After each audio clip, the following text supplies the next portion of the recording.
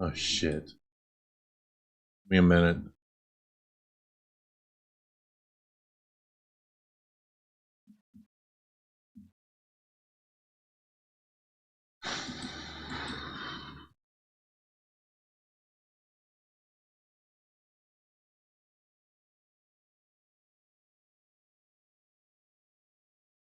All right, let's get this show started.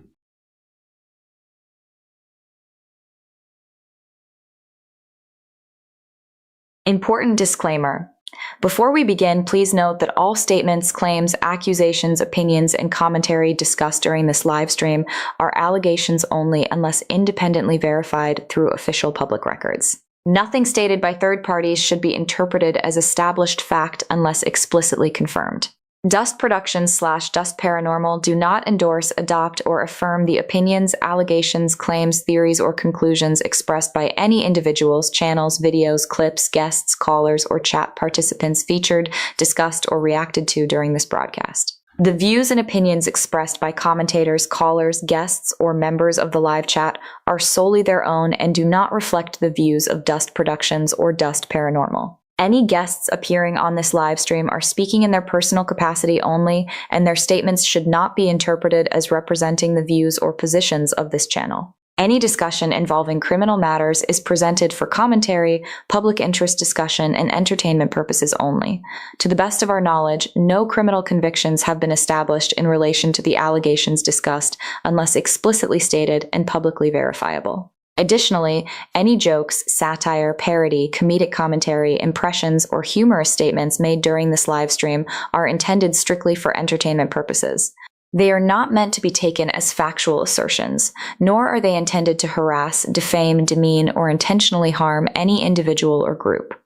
Viewer discretion is advised, and we encourage everyone to conduct their own research using publicly available information and verified sources. Now, let's get into the live stream.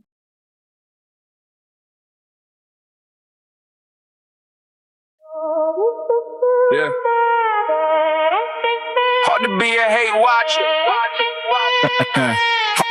Hard to be every day, every night, every stream, every post. Trying to find a ghost while they watching the host.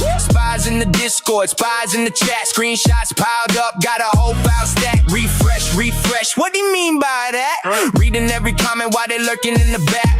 Paranoid thoughts got them crashing out fast. Turning little jokes into a whole broadcast. Main character syndrome got them stuck in the loop. Thinking every word somehow points to you. Meanwhile, nobody's thinking what you're thinking they know. But you're still front row with every single show. It's hard to be a hate watcher. Hard knock life, getting harder. Say you're dumb, but you watch longer. Every stream just pulls you farther. You don't want the smoke, don't want the heat, but you're front row every single week. You don't want the smoke, don't want the show. Then why you still here? We already know. It's hard to be a hate watcher. Hard knock life, can't let go. Say you don't care, but you're still right here. It's a hard knock life, cause you don't want the smoke. Ninja watching streams, ninja watching chat. Claim you're moving on, but you keep coming back. Every notification got you jumping from bed. Wondering what Dust might have already said. Insecure, paranoid, always on patrol.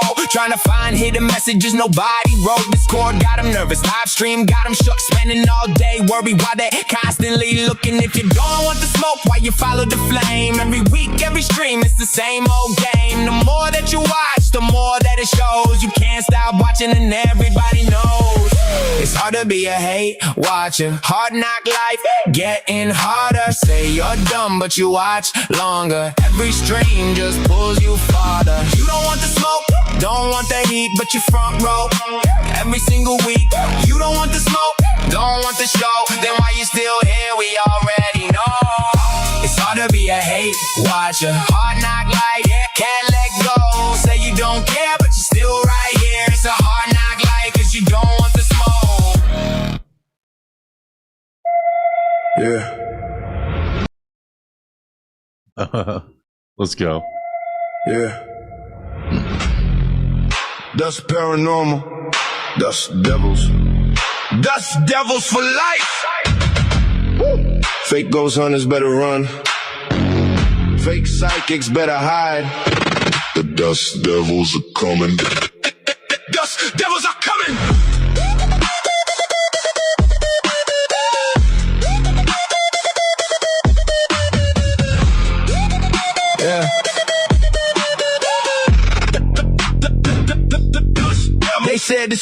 was talking, but the battery's fresh.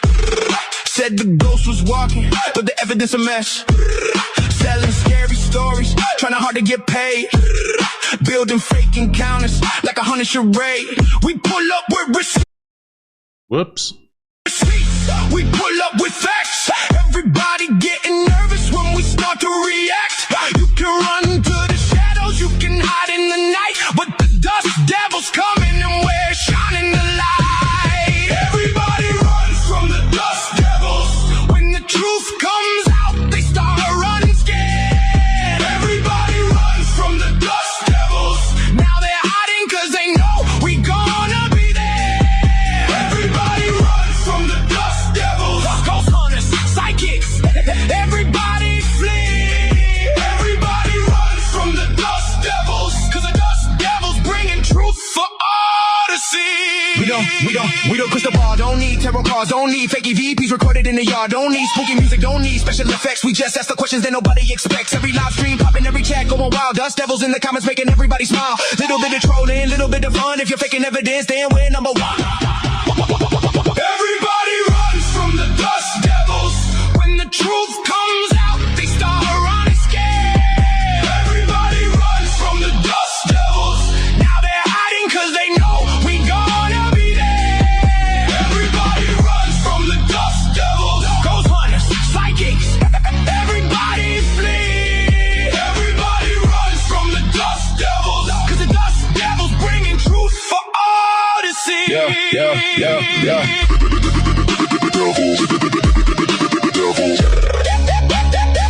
Everybody run from the dust devils. Stay out of controversies, or dust is gonna cover you. Everybody runs from the dust devils. Fake ghost hunters, yeah, we're coming through. Everybody runs from the dust devils. Stay out of controversies, or dust is gonna cover you. Everybody runs from the dust devils, cause we're trolling while we're shining the light. Dust devils, dust paranormal, stay resistant. Dust devils for life. Dust devils for life. Everybody runs from the dust devils. Dust devils for life. Everybody runs from the dust devils. Dust devils for life. Everybody runs from the dust devils.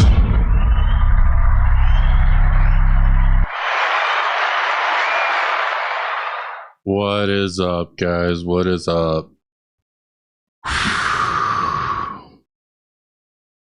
The official Dust Legal Chat LLC. Man, everybody be throwing around these LLCs and shit.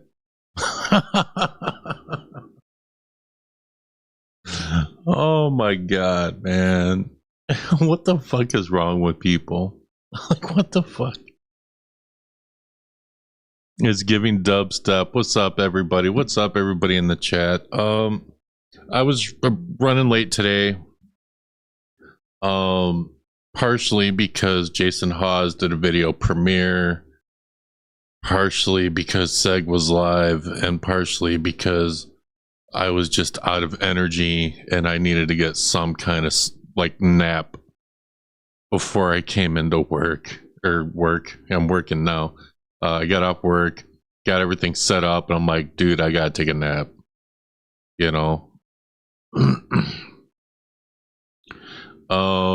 But yeah, I swear to fucking God, man. I plan a live stream, like, alright, I'm gonna cover some light stuff, and boom, everybody be dropping shit. And I swear to God, I don't know what the fuck is wrong with people. The paranormal community. Like, I was over in the Power Ranger community helping expose Power Ranger actors and scams and shit. I come over here, and all these motherfuckers over here in the paranormal community just cannot take nothing. Like, it just seems like everybody's buying up LLCs and wanting to throw lawsuits and try to like strong arm people, and like Jason Hawes been tied up in court And it's just like, what the fuck? What the fuck is wrong with everybody? Like, this is all fucking, like, I know it's business, but, and this does happen in business all the time.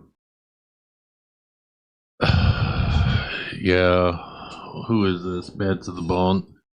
Yeah, it's just crazy. Yeah, I was just so out of energy. I had to get a nap in. It hasn't been too humid here today.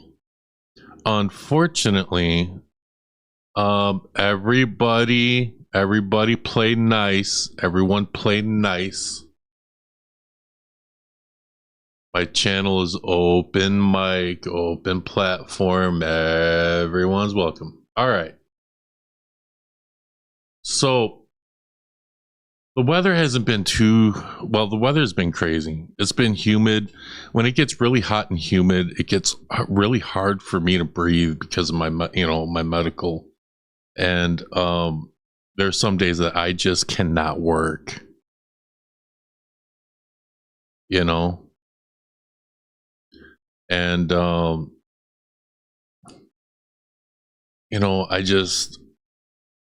worked today, but the weather, I'm going to show you all something. Like, so out by me, like, it's tornado season. I had one tornado come through months ago. It tore up the roof of the damn house. And last week, or a few days ago, a storm blew through and it was a tornado. Now, I knew how bad it was going to get.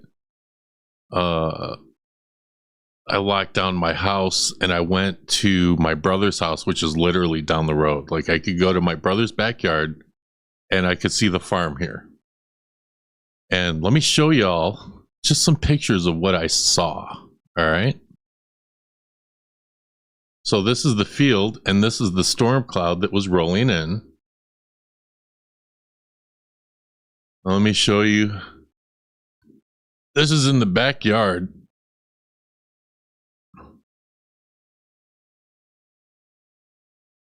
This would be the tornado that was forming that day, a few days ago. It's crazy, man. Like, that's literally a tornado forming. And me and my brother in his backyard.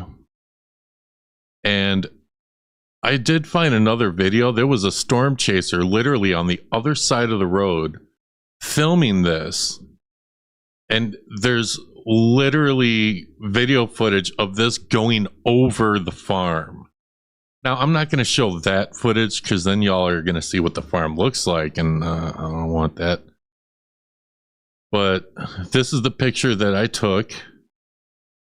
Like, the updraft is crazy. There's another video because after this went past my house and my brother's house, it went into town. And there's a video that I'll share and you can see the updraft. Like, look where the arrow is. When I show the video, look at the updraft that's going to come from the right side. I used to chase storms and stuff, guys. Like, I wasn't just a paranormal investigator. I did a little of everything. Let me show you picture 3.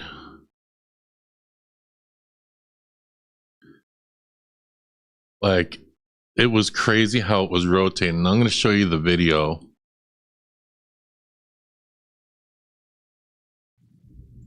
We got major updraft. Look at the updraft. There.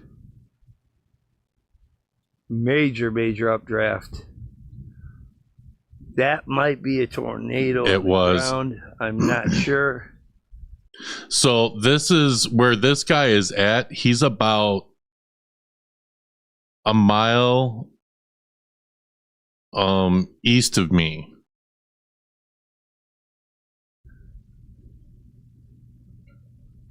Look at that updraft. Look at it.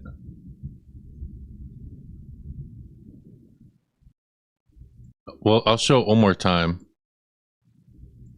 We got major updrafts right there. Major updraft. Everyone play That might nice. be a tornado on the ground. I'm not sure. Look at how crazy that is. Look at that updraft. Holy shit. That's what I was seeing in the backyard. So this tornado, guys, it dropped probably really close to, actually it dropped in this dude's neighborhood. And anyways, this formed, they rated it an EF3 tornado, and it tore through about 3 towns and destroyed a ton of homes.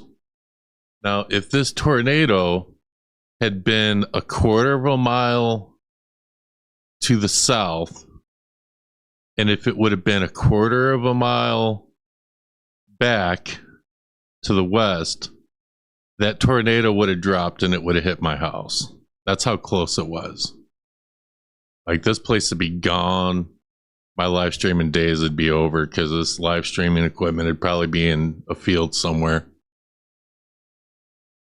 So, and what is it?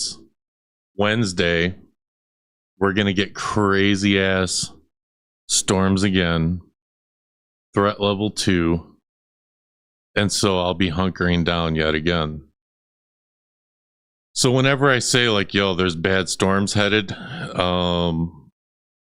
there be bad storms headed my way.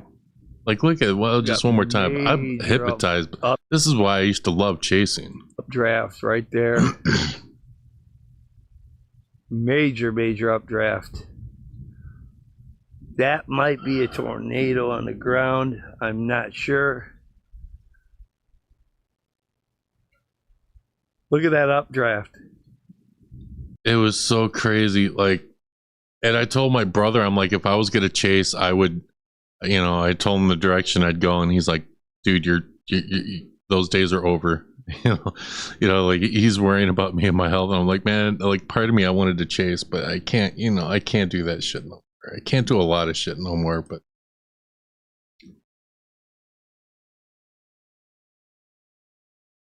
yes, I have. And I know some of the storm chasers that were on the show. I know Reed Timmer. I know all those guys. Reed Timmer's kind of an asshole. I was with a chase team, and the meteorologist was arguing with Reed, and I was a driver for one of the cars. And I freaking walked up to our meteorologist, and I got in between him and Reed, looked Reed in the face, said, fuck you, and I grabbed our meteorologist, and we fucking left. Literally. Reed's kind of a controlling asshole. So you have that. Fuck you, Reed, if you're watching. He's not.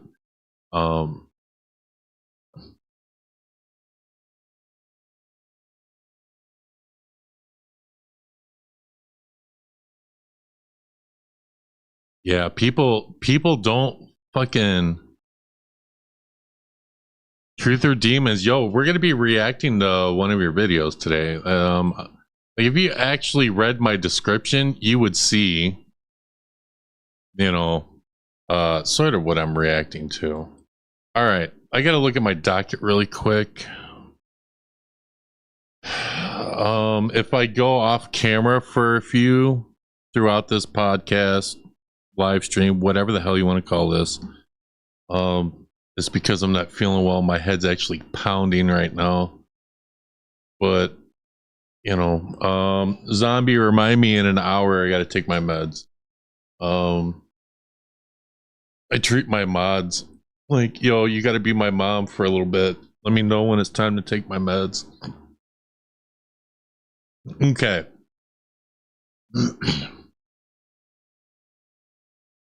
So let me all right, so some of y'all who have watched my last few live streams, we kind of had a disagreement with Seg, Side-Eye Guy.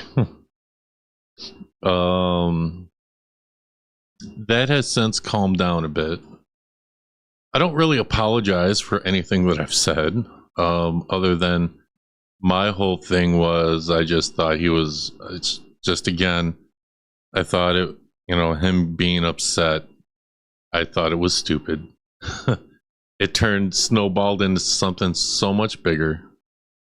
And I feel like Kenny's apology, I'm just briefly going over this, nobody argue. You know, I feel like that apology video did take away from the podcast. I do agree with that. I am very disappointed in certain YouTube creators and other people in the community who decided to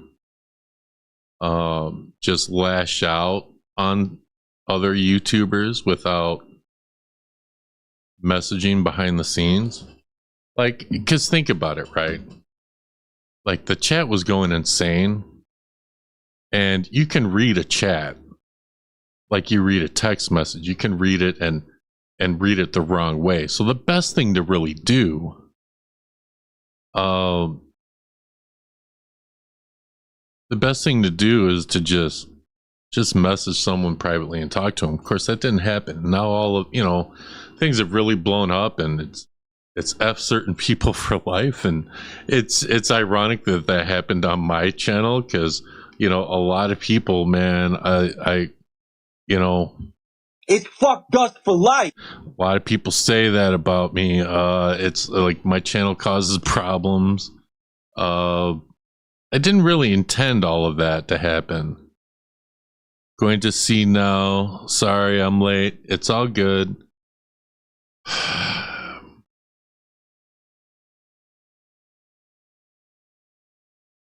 And do I want to show this? Do I want to poke the bear? I don't think I'll poke the bear with much more than what I said for now. I did talk to Seg privately. Is what it is, you know. Oh, and the threats that I've been making, guys, listen. I don't give a fuck about the threats that I've, like, you're gonna mess with everything that I'm dealing with in real life, with my health and just real life stuff. There's no message, no threat that you can give me that's gonna be worse than what I'm already going through. So literally, y'all, like the people that were messaging me and threatening me, you guys can't affect me. Fuck off. You know, I'm not convinced. Some people are saying that those people came from Seg's community. I'm not convinced of that. Could there be a few? Sure. But I got haters all over. I got haters in the Power Ranger community. It literally could have came from anyone, is my, you know. But I mean, we ain't got proof of nothing, and fuck everybody that wants to, you know, make these threats. And a lot of people, they want to come into my Discord and take screenshots and then show them to people out of context. And a lot of, you know, or maybe I'll talk about something on a live stream and I'll be vague, and there are people that literally have main character syndrome. They think I must be talking about them, you know. And it's so stupid, man. Like, the goddamn Power Ranger community thinks everything I do now is like about them. Like, literally ain't nobody looking over in their fucking direction.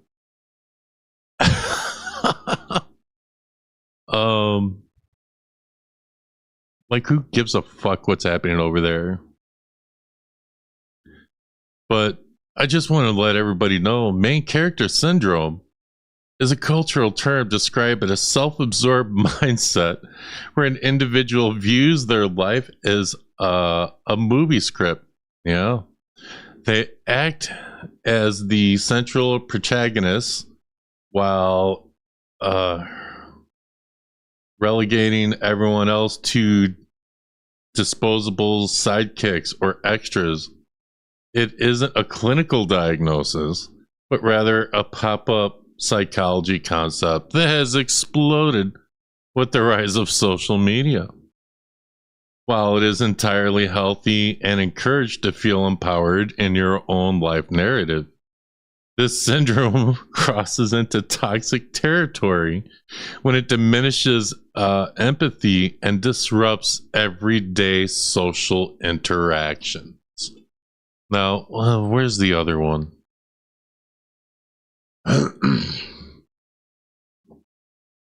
Key signs of main character syndrome, guys. If you might know someone that has main character syndrome, so you gotta make sure. Like, I'm giving you guys the signs to look for, all right? I'm letting you know, like, this is what you look for when you're looking for these sick fucks, all right?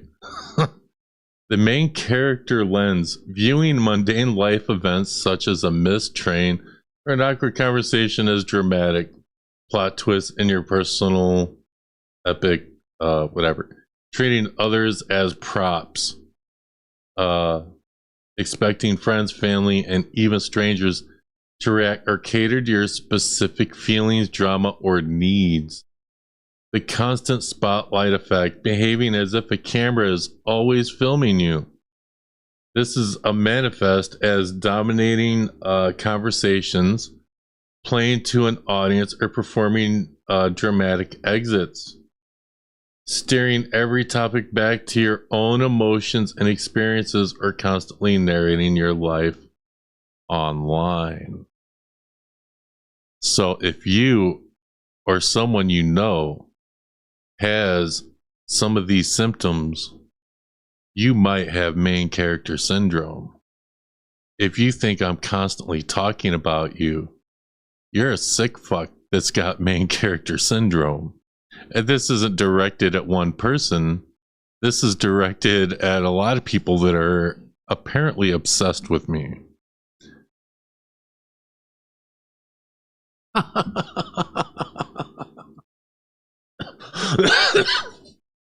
Oh, man.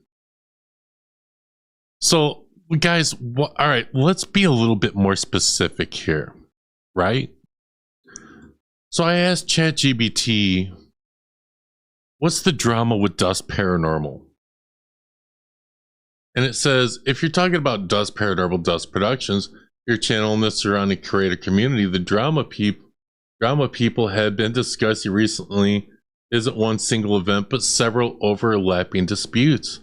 Based on the topics that have been circulating in the paranormal YouTube community, the main points have included disagreements between research-focused paranormal creators, reaction commentary channels, arguments over whether certain paranormal claims, psychic spirit box sessions, and investigations are legitimate or misleading. Creator feuds involving channels such as Fear the Living Pod, Side Eye Guy, Floriel, Ladies Fright, Truth or Divas Podcast, Debunk Paranormal, and others. Discussions about copyright complaints, privacy complaints, strikes, and accusations of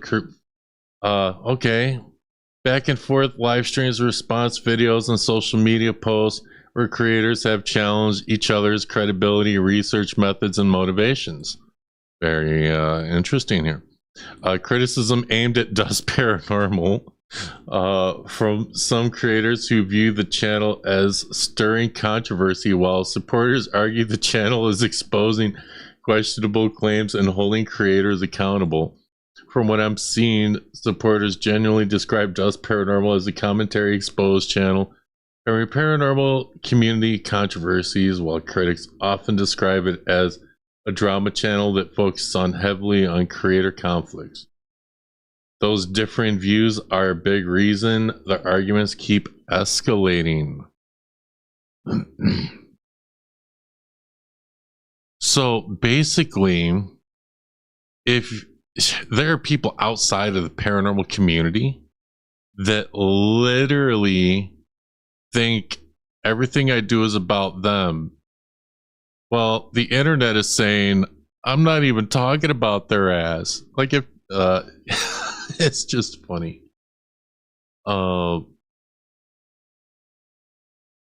Like look, and it even says, like, it's breaking down all these other channels: Fear the Living Pod, Side Eye Guy, Florio, Ryan Buell supporters, Kyneton Paranormal, Zach Bagans. Yeah, fuck, I don't like you, Zach. I can break down the details of a specific dispute. So if you're not in the paranormal community and you think I'm talking about yo ass, I mean, maybe I am now, because, you know, if you have main character syndrome, I think it was listing the channels that were in arguments. But if you have main character syndrome, your picture might be in here.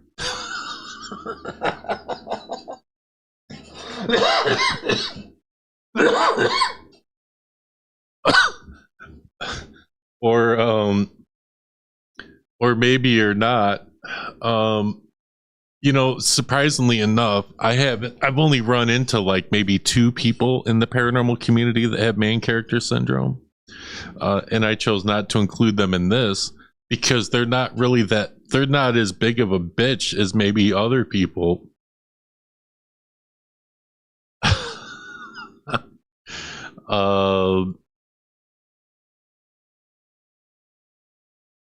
So now that I've done, you know, whatever, this is the most that maybe the main character syndrome people think, you know, that this is the most I'm going to give them.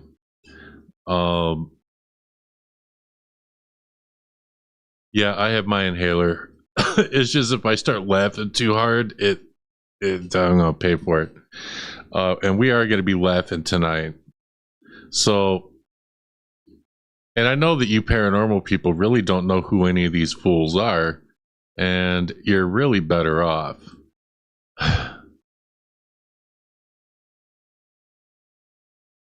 All right. Now let me check my docket because we got to move along. All right, we are going to be covering that tea time, but right now, you know what I got to do? I got to cover my merch. I got to cover the hate merch. People say this is hate merch. I don't think it's hate merch. I think it's troll merch.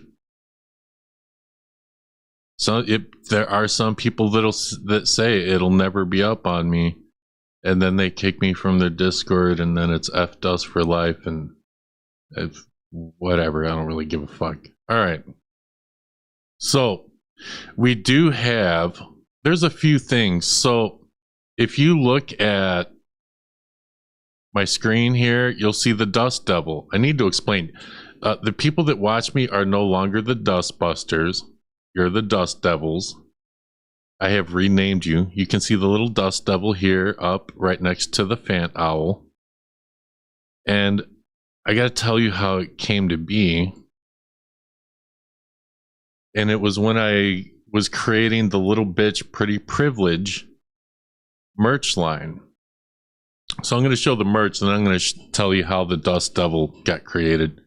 Well, actually, I should probably tell. All right, so Joe Vitale did a live stream and said that certain women use their pretty privilege, and obviously some people took it as you know, took it as an insult, and they really should. And so I heard pretty privilege, and I talked to another creator. I'm like, I have to put that on a shirt. And so this person, I don't know if they want to be revealed or not, came up with this slogan. I stole this shirt with my pretty privilege. And when I was designing the shirt, I was like, well, let's put a few devils and this and that. And you can get this shirt here. I stole this shirt with my pretty privilege. And there's the Dust Devil. So that's how the Dust Devil got created. And of course, you can get the shirt that says Dust Devil and it's got a Dust Devil on the back. You can get these, the website is pinned in the chat. If you want to get your Dust Devil shirt, I think this looks sick. You can get your Pretty Privilege shirt. What else is new? You could get just the Dust Devil shirt itself. No, it's printed on both sides.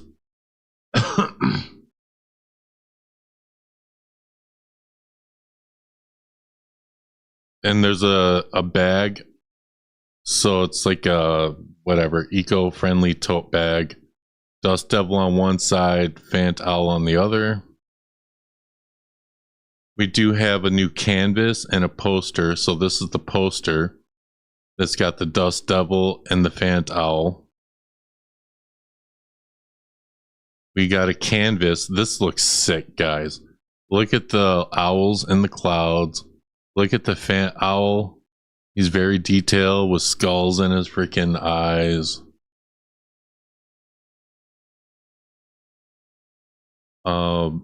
It's very detailed. We do have some pillows. FCO for life. You may seem like a little bitch. Dust Devil, Fant Owl. The tumblers, there are new tumblers. This tumbler looks freaking awesome. It's the Fant Owl and the Dust Devil.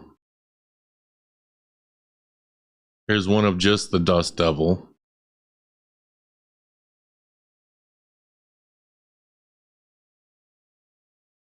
Here's the Pretty Privilege tumbler. You can go to dustparanormal.com and get your Pretty Privilege or Little Bitch hate merch. Or go get you a Dust Devil shirt or something. We do have stickers. I stole this sticker with my Pretty Privilege.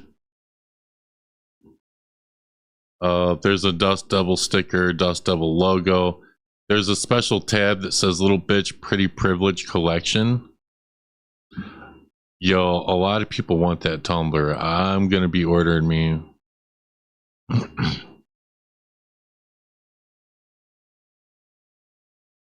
But this is the Little Bitch Pretty Privilege Collection. So anything that says you made it seem like I'm a little bitch is in here. You're going to see the Dust Devils. You're going to see the tumblers. You're going to see the Pretty Privilege stuff. It's all together. It's everything that's new, basically. Along with the Pretty Privilege stuff.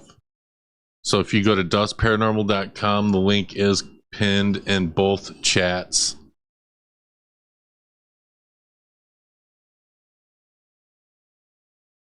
Sorry guys, my chat sometimes freezes up.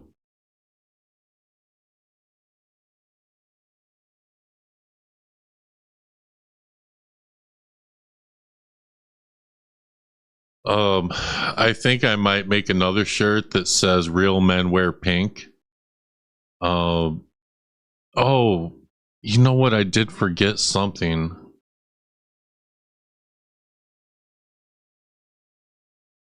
I know, Florio. I saw your message. I know who's who.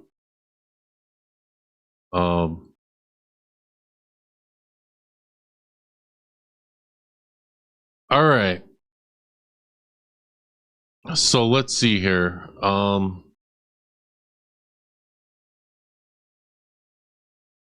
Where the hell is it? I gotta find it real quick.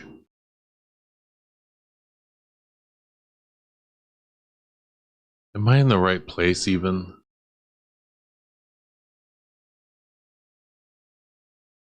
I gotta grab this shit from...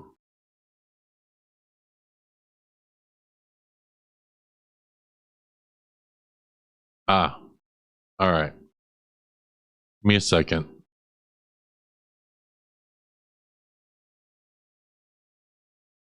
All right.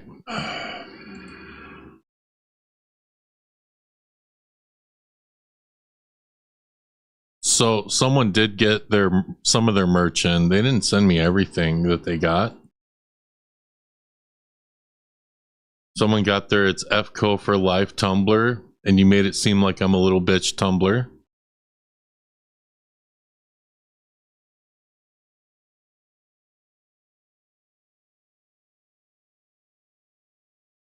Like, those tumblers actually look pretty sick. You know, people want to give me shit for my merch. I actually like my merch. All right. So enough of me being a rolling billboard. You may click the link in the pinned chat or just go to dustparanormal.com and cop yourself some of the Dust Paranormal hate merch. And yes, I did help Florio with some ideas for her hate merch. I'm teaching people how to play the game. Sometimes you gotta let your inner troll out, your inner hater. You gotta let it out. The drinks taste better out of the tumblers. Yo. All right. So, let me get to my docket again. All right, so I wasn't going to talk about this, but I got to talk about it. YouTuber associates ordered not to trespass the Conjuring house. Now, I'm not really going to troll this situation because it looks like it's very heated. I don't really think that Jason Hawes or anyone else really needs me to troll a situation and make it worse. However, a Rhode Island Superior Court judge has granted a temporary restraining order preventing a YouTuber, wonder who that is, from trespassing at the Conjuring house in Burrillville. So basically, someone done trespassed on the Conjuring house when they don't own the house yet. And yes, I know all about Jason Hawes and his premiere that he did. I'm not going to be covering that today, but you know, I am going to cover someone else that covered it. JayStation's. JayStation's done covered this. And I want to know, like, what your all's perspective.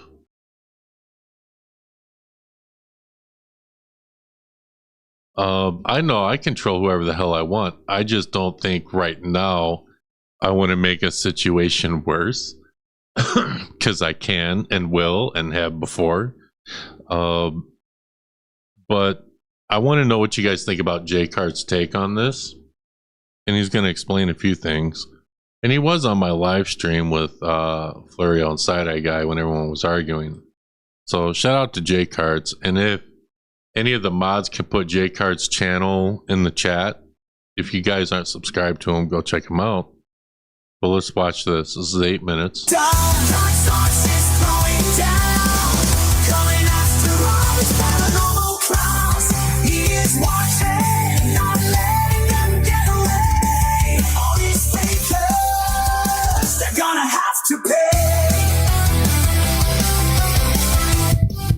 Maniacs, welcome back to the channel. Your local bedhead here.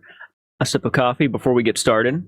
This video is basically going back over my last video about Elton Castay and the interactions between pretty much him and the neighbor and how they weren't all that positive. And I got comments on that video of people asking me, well, Jordan, how do you know if the neighbor is telling the truth about Elton?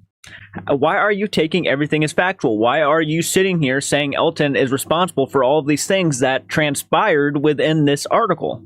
And the reality is, obviously, I don't know whether if it's all 100% true. But then where were your guys' comments on the last video I did when we were talking about Jason Hawes getting Jacqueline Nunez to sign something that she was unaware of, right? We went off. So you see, there's already like accusations, like they're saying, okay, well, how do we know that it was Elton they had that confrontation at the Conjuring house with the neighbors. How do we know that, oh, Jacqueline didn't know what she was signing for Jason Hawes? There's a lot of accusations. And I think if you really want my opinion, I'll give you my opinion in a minute. The assumption that maybe Jacqueline was just not in the right state of mind. But we all kind of started jumping to a conclusion, thinking that, hey, maybe he did take advantage, painting him out in a bad light. We didn't say everything was factual, but we did say that if he did do this, well, then obviously it's not good. Like I said, I'll probably cover Jason's stuff later, but we got to play catch up. None of you were there or say anything along the lines of like, hey, Jordan, why are you taking this all as factual? That is what I view as being biased. Well, possibly, but you also have to say, if you don't have proof, you have to say allegedly. Say allegedly. I mean, I'm not giving J-Carts shit. Like, this is just me. So we can only tackle the things that potentially Jason does that's not all that great, but we can't touch the other person. That's not what I'm about, nor should I ever have been about. Yeah. As a matter of fact, it wasn't even that long ago when Elton himself left a comment.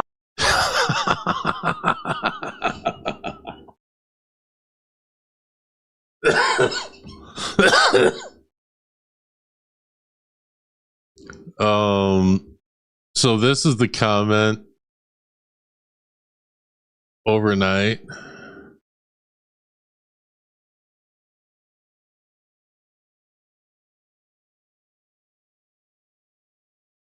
There's another comment on my video stating that he appreciated my neutral stance and everything. Was because I was being neutral. Why should I all of a sudden change because is it because Elton invited me to do a collaboration and that automatically means I need to remain true to him? I really hope a lot of people here aren't thinking that's how it works. See, and this is something that my channel has recently, and I've said this before, like I'm friends with people in the paranormal community. I'm friends with certain debunkers. Like I consider certain debunkers my friends. But the issue is, if there's some kind of controversy, that's why I did that live stream on SEG. And then of course people got all upset. It's like, no, look, there are going to be times when I got to cover stuff, and people aren't going to like it, and people, including Seg, were like, yo, it was biased and you're trolling. Hi, I'm Dust Paranormal. Have you met me? And I did not troll Seg as bad as I have trolled other people. Like I went easy on him. I'm gonna go easy on people that I and I don't even really know Seg well, but I'm just saying, like, I'll go easy on certain people and maybe not on others, but I still got to cover what's happening. And it seems like J-Carts, they're saying, well, just because J-Carts went on that investigation with Elton, oh, he's Team Elton. No, if J-Carts has to report on Elton, he's going to do so. But he tries to be like J-Carts from because I've never talked to J-Carts other than when he clicked my link that one time. J-Carts seems to be like the nice guy that everybody likes, and he tries not to be biased, and hey, that's great. If that's why people like him, then that's great. I am not him. I am the troll. I have the dark side of J-Carts.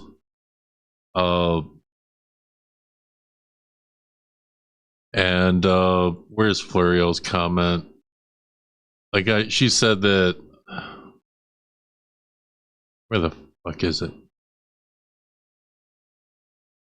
Yeah. Yeah, so it's just crazy. Like, people want to like try and pin him. Like, dude, he has to cover stuff. It's what he does. It's what I do. You know? And some people really get butthurt over this shit. Like, it's the goddamn internet. Get over it. If you're gonna fucking cry because Jay Carts or me or someone else did a fucking live stream or video on you, well, you should probably go find a fucking corner of the room and go cry. Like, and people want to rage post and shit. Like, I know all about Elton leaving a comment on Seg's video crashing out. Jay Carts is going to talk about it, and I'm going to comment on that too. But let's go. Or I should do. I'm not worried about gaining subscribers as fast as possible. I want to slowly get my way up there my own way, but I want to be honest with myself. And I've really quick, just so everybody knows, I've reported on stuff knowing my YouTube channel will take a hit. The paranormal channel was supposed to be monetized twice over already. And every time some people get butt hurt, my channel takes a hit and I lose everything. Here I am. I never said that all that stuff is factual. Basically, what I did say, though, was that if this is in fact true and he did respond to the neighbor like this, I think he could have handled it better. But I wasn't outright, like, attacking him. A lot of you guys seem to think that I'm outright attacking Elton right now. And even getting really upset about it. And it's like, no. But if that was Corey Shear who said that, you guys would have been pissed off at Corey Shear. You guys do not know Elton. Just because you sit behind a screen and you watch his videos, that does not necessarily mean you know everything about the guy. And I think that's fair of me to deduce. So, you know, it's freaking crazy. Elton left that comment on Seg's video, crashing out. And of course, Jay Carr says he does not agree. You know, Jay Cars doesn't agree with Overnight leaving that comment. And I will say this. A lot of people on the internet are not media trained. Like, look at the people who have crashed out before when I have covered them. Ryan Buell. I do a live stream and cover him. He has crashed out on Facebook. Tony Sparrow. I cover him. He crashed out on Facebook. Tessa Groff, cover her, she crashed out on Facebook. I do a live stream about JayStation and he's commenting on my shit. And it's like, and you know, so Seg does this thing talking about Elton and Elton crashes out in the damn comments. It's like, first of all, this is the internet. Don't let it get to you. Okay. Second of all, if you crash out on the internet, like Elton crashed out in Seg's comments, he literally gave Seg more content. Like, now I know, like, if you feel strongly enough about something, you want to leave a comment or say something. Sometimes that's not the best option, and sometimes you need to chill out, cool off, and think about what you're going to say or do, because whatever you put out on the internet is really going to reflect who you are and how people view you. And this isn't just directed at Elton. It's anyone that's ever crashed out that I've covered, or anyone else that gets upset. Like, I've gotten upset over things that people have said on the internet too. I'm guilty of this too. I think a lot of people are. But at the end of the day, like, you just gotta put down the phone. Put down the phone. Turn off the computer, walk away, clear your mind, and think before you post. That's my 2 cents, but let's watch. I don't think anybody should argue with that. I think everybody would understand where I'm coming from. You don't know Elton.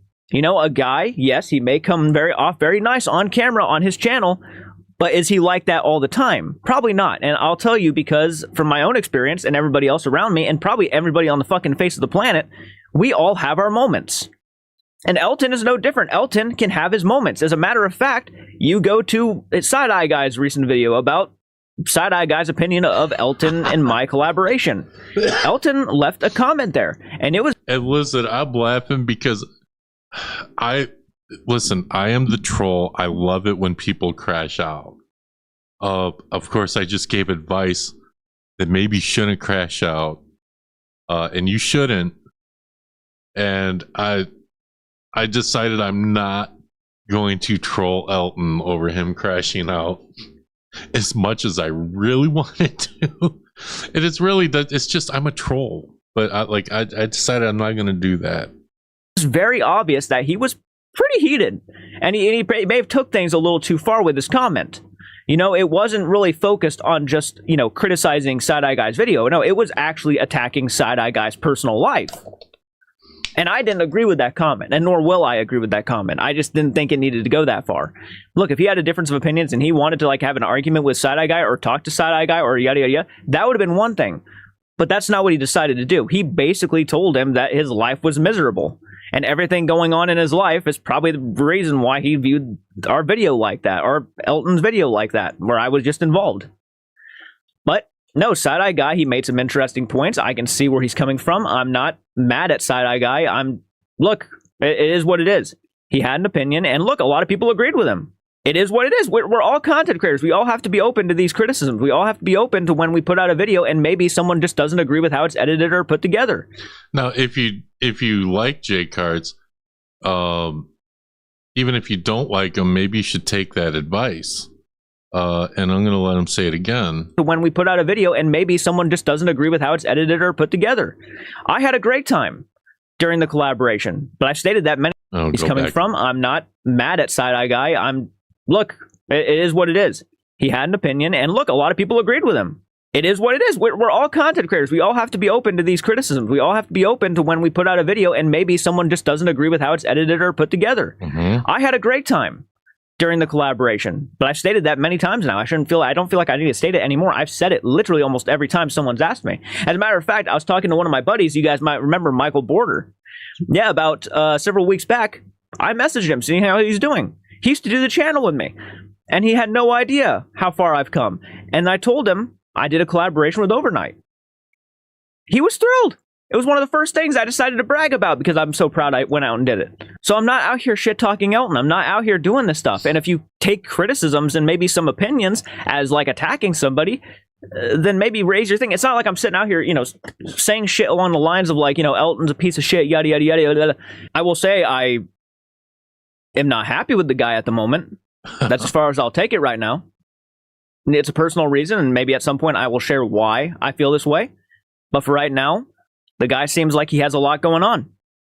Seems like he has a lot going on.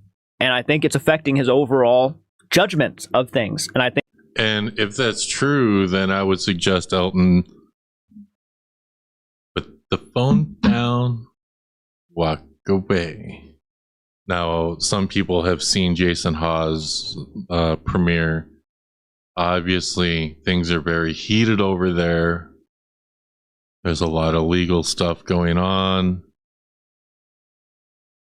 Best thing to do is to freaking stay calm. Some people aren't going to do that. But I strongly suggest that people do. You don't want to. No one like Jason. Like, look, Jason Hawes has been pretty calm about everything. You just need to stay calm and composed. Now, if you ask me, who do I want to get the Conjuring house? My answer every time will be Jason Hawes. I've talked to him in the past. I talked to a lot of YouTube creators. I know a lot of other paranormal investigators. You know, I think Jason should get the house. And instead of Elton fighting Jason Hawes, he should just be like, all right, dude, you take the house. I'm sorry, that we got it. We had this whole legal thing going. Maybe we can work together since I have Lorraine Warren's house and haunted items. We could just work together. Instead, it ain't gonna be that way. It should be that way, but it's not. He is pretty zen.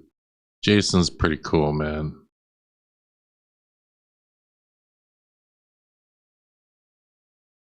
I mean, I would take the Conjuring house just because I don't think the damn thing's haunted. Like, just because I want Jason Hawes to have that house doesn't mean I think it's haunted. I don't think there's a damn ghost anywhere near that house. That's my opinion. But, seems like a peaceful place to live. I think he's just getting... He has a short fuse at the moment. And I'm not going to take it any farther than that. Yeah, I just want to let everybody know that I'm trying to be as unbiased as possible here. I'm trying to give everybody a fair chance. And look, if that article is any ounce of true, and I'm not just going to sit here and call the neighbor a liar, well, then I got to look at that as like, okay, well, if that is in fact true, yeah, that wasn't a good look for Elton.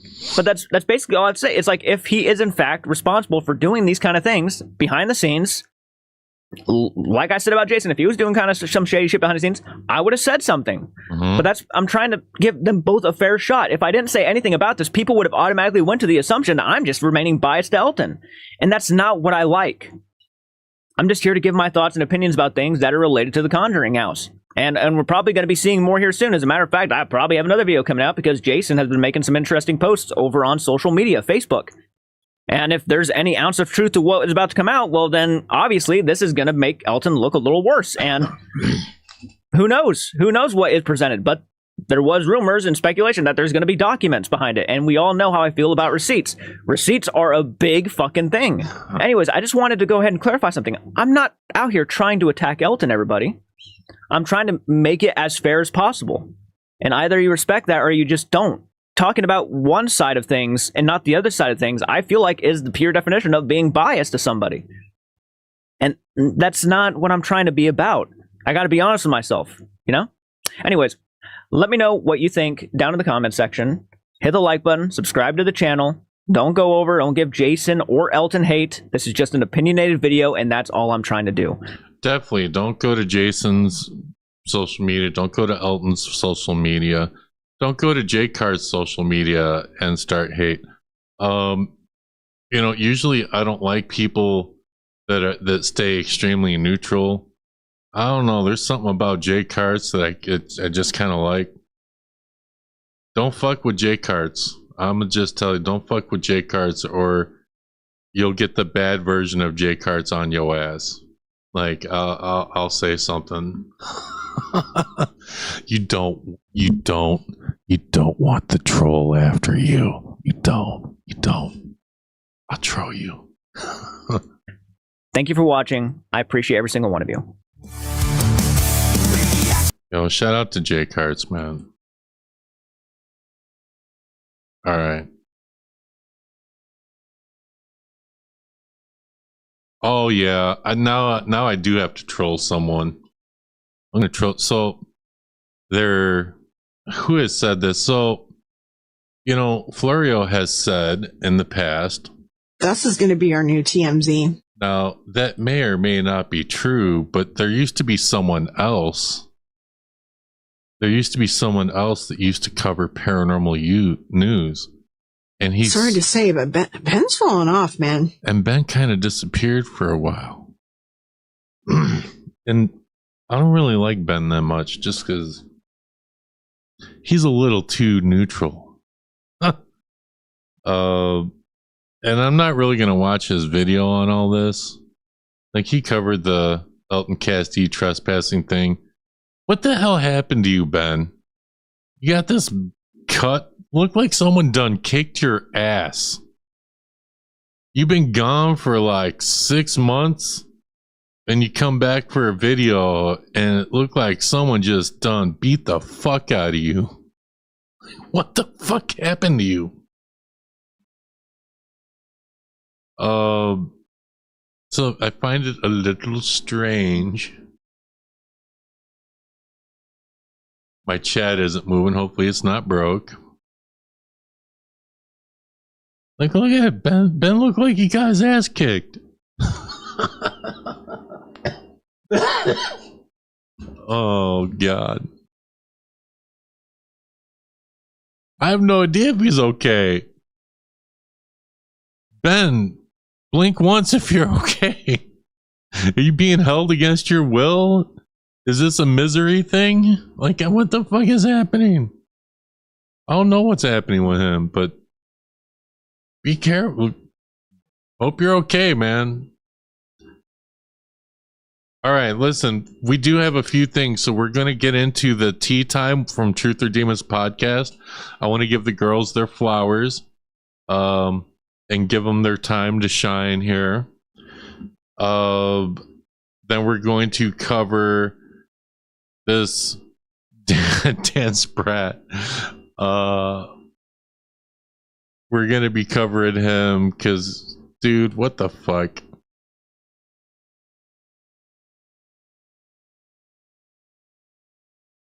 I feel like he's being dramatic. Fake blood. Yeah, something. Maybe. Who knows?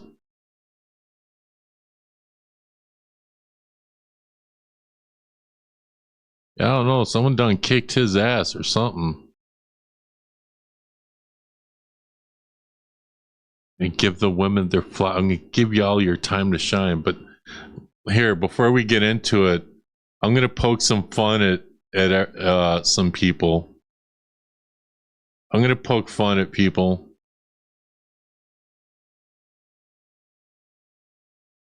I got some memes I'm going to post. So here we got, I made some stuff. This one here says, day one, no more.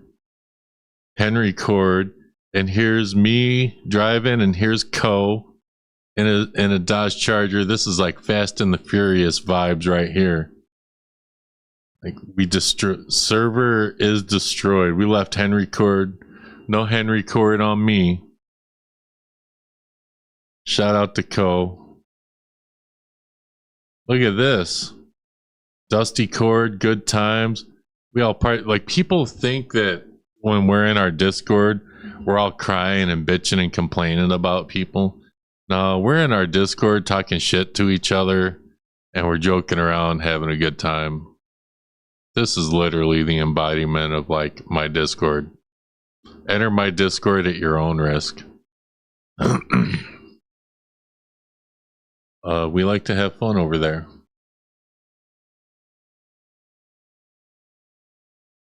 But yeah, this is Rudy.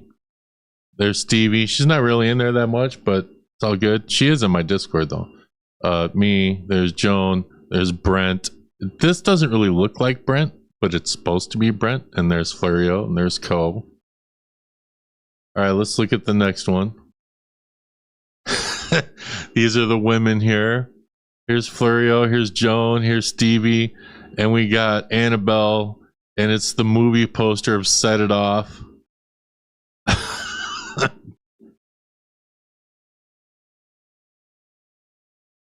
I do like that one. We got another one. Look at this.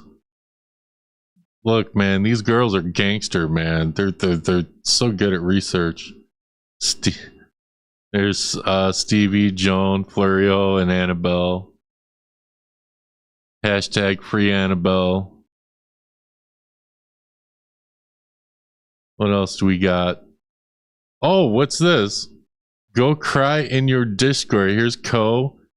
Here's Florio. Dust is the new TMZ.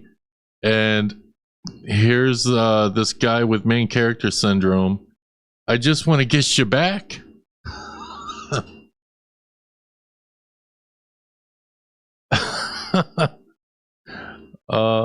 Co is in, like, occasionally he clicks my link. He's in my Discord. Co is cool. Co is friends with Florio. But yeah, all right, let's check this next one out.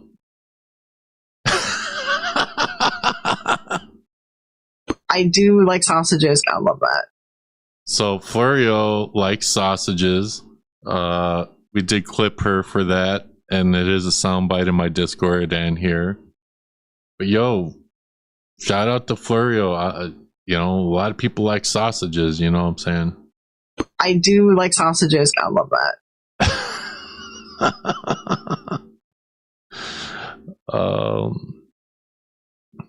What's this? We got Co right here. Try to remove my tattoo now, Francis. And Co is in the cockpit of the Tiger Zord on Power Rangers, and Francis is someone that Co has a tattoo of the White Ranger.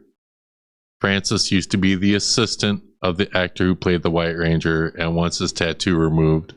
So that's why he's in the Megazord saying, I dare you. Dare you to take my tattoo now. All right. We got Co and Rudy. No Henry Court on us.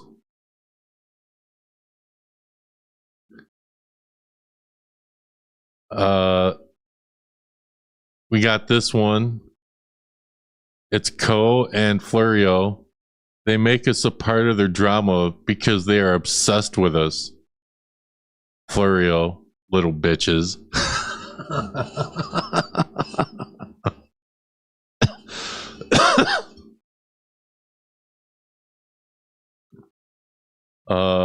Let's see. We'll go to the next one.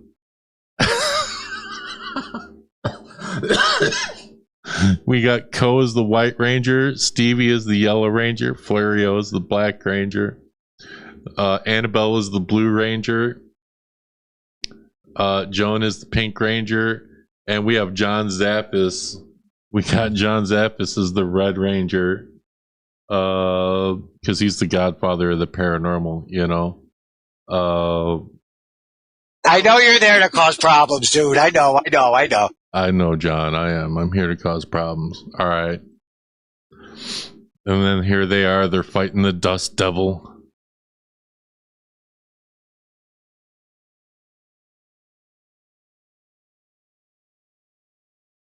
And here, because people say that Florio is the puppet master, she's pulling strings in the paranormal community.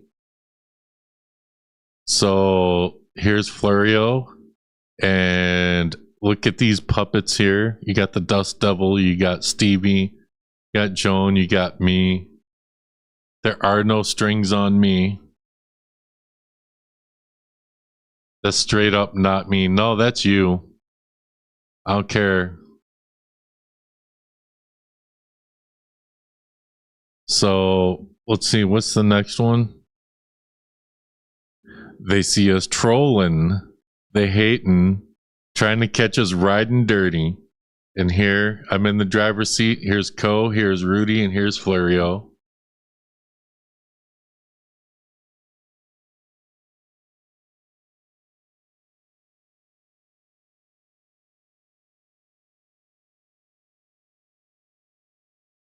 I wouldn't be Florio's puppet. Yo, I mean, whatever floats your boat, you know. It's all good.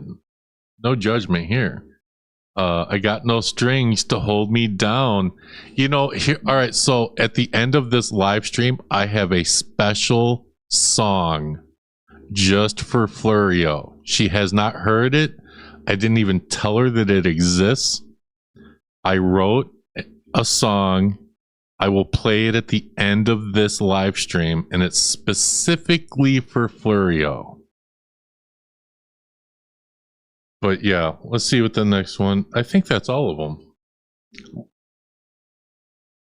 Yep, that's all of them.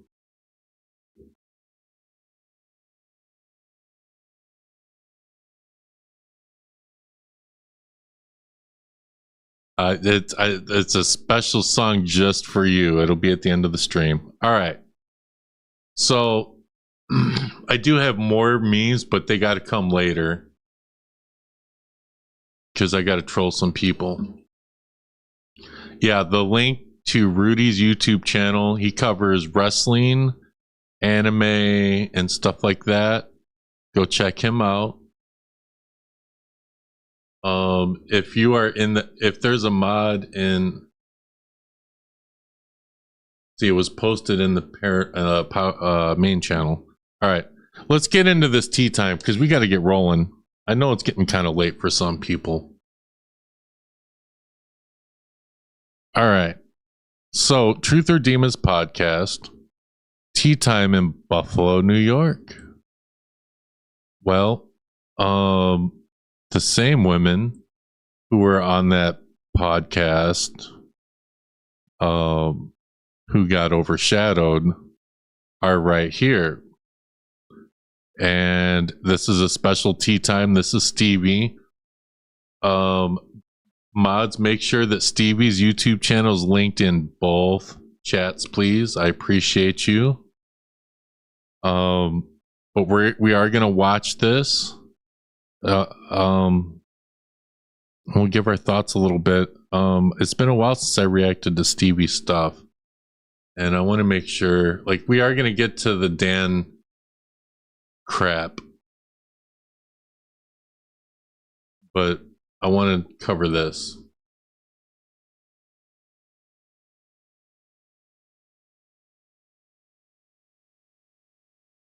All right. Here we go. I hope you all are ready. Let's get going.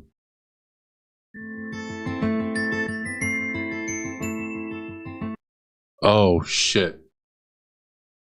I'm going to go off camera while this plays. I got to take my meds. All right. But I'm going to let this play.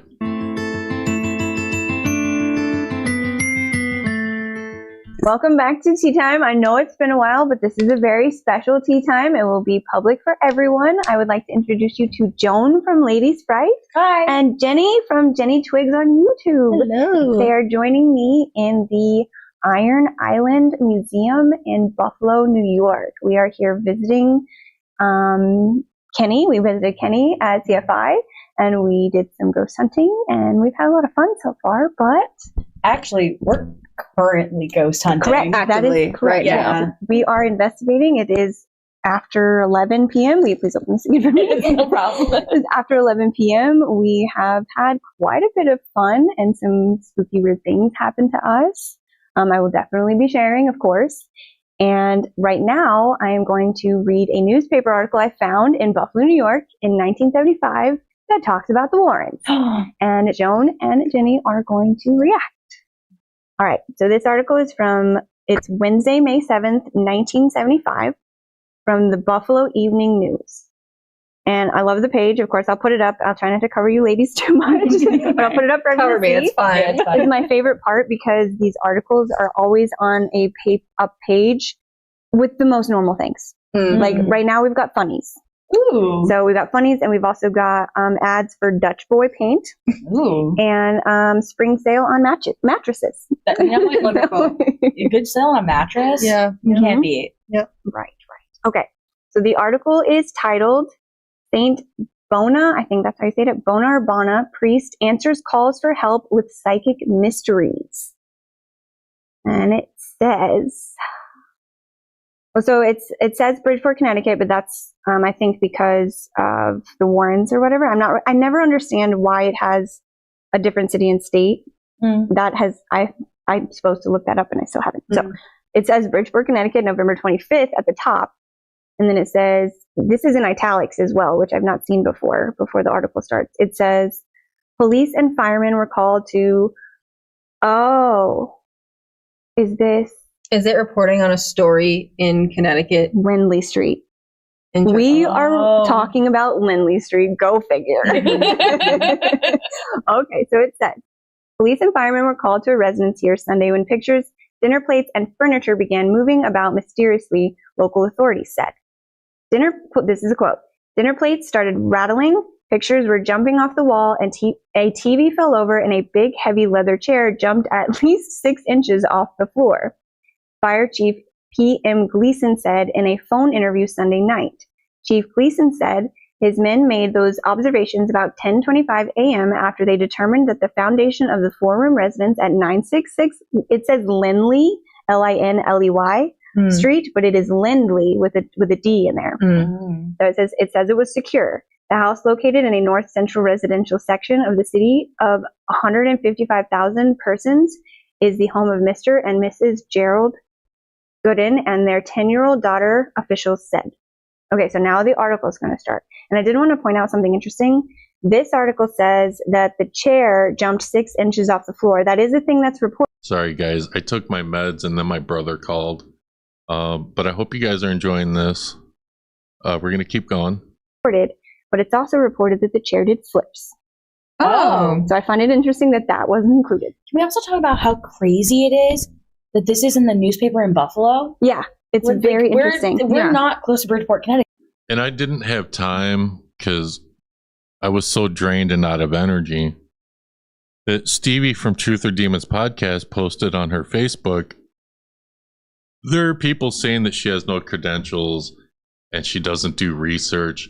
They obviously do not watch Stevie's videos and they don't know anything about Stevie, because if you were to watch Truth or Demons podcast or any of the things that Stevie does, that's all she does is research. So the people that are saying that she has no credentials and she doesn't research, y'all can go fucking touch grass. Go touch the biggest fucking patch of grass you can find, because she knows her shit and they want to try and discredit her without even knowing her or watching her content. Right. That's insane. Mm-hmm. And also, when I did look up papers, Buffalo reported like crazy on the Arnie Shannon Johnson case. Like crazy. I wonder if there's a reason, like if either somebody in this paper or like in this area had a connection or like relationship with Barnes and was like pushing their story over here. I'm wondering if it will get an answer in the article. Okay, so it says, the Associated Press clipping that contained the above words came out of my psychic, quote unquote, file a few days ago when I received a release from Elaine M. Brown, Public Relations Director of St. Francis Hospital on Olean. So I'm guessing that's a street here in Buffalo? Maybe. Okay. The release said that there will be a program on the subject of demonology and exorcism at St. Francis Hospital at 7 p.m. Friday, May 9th, featuring Reverend Alphonsus Treboyd, OFM of St. Bonaventure University. It went on to tell about Father Treboyd's interest, I hope I'm saying that right, I'm sorry if I'm not, interest in the field, which I already knew about, and I'd met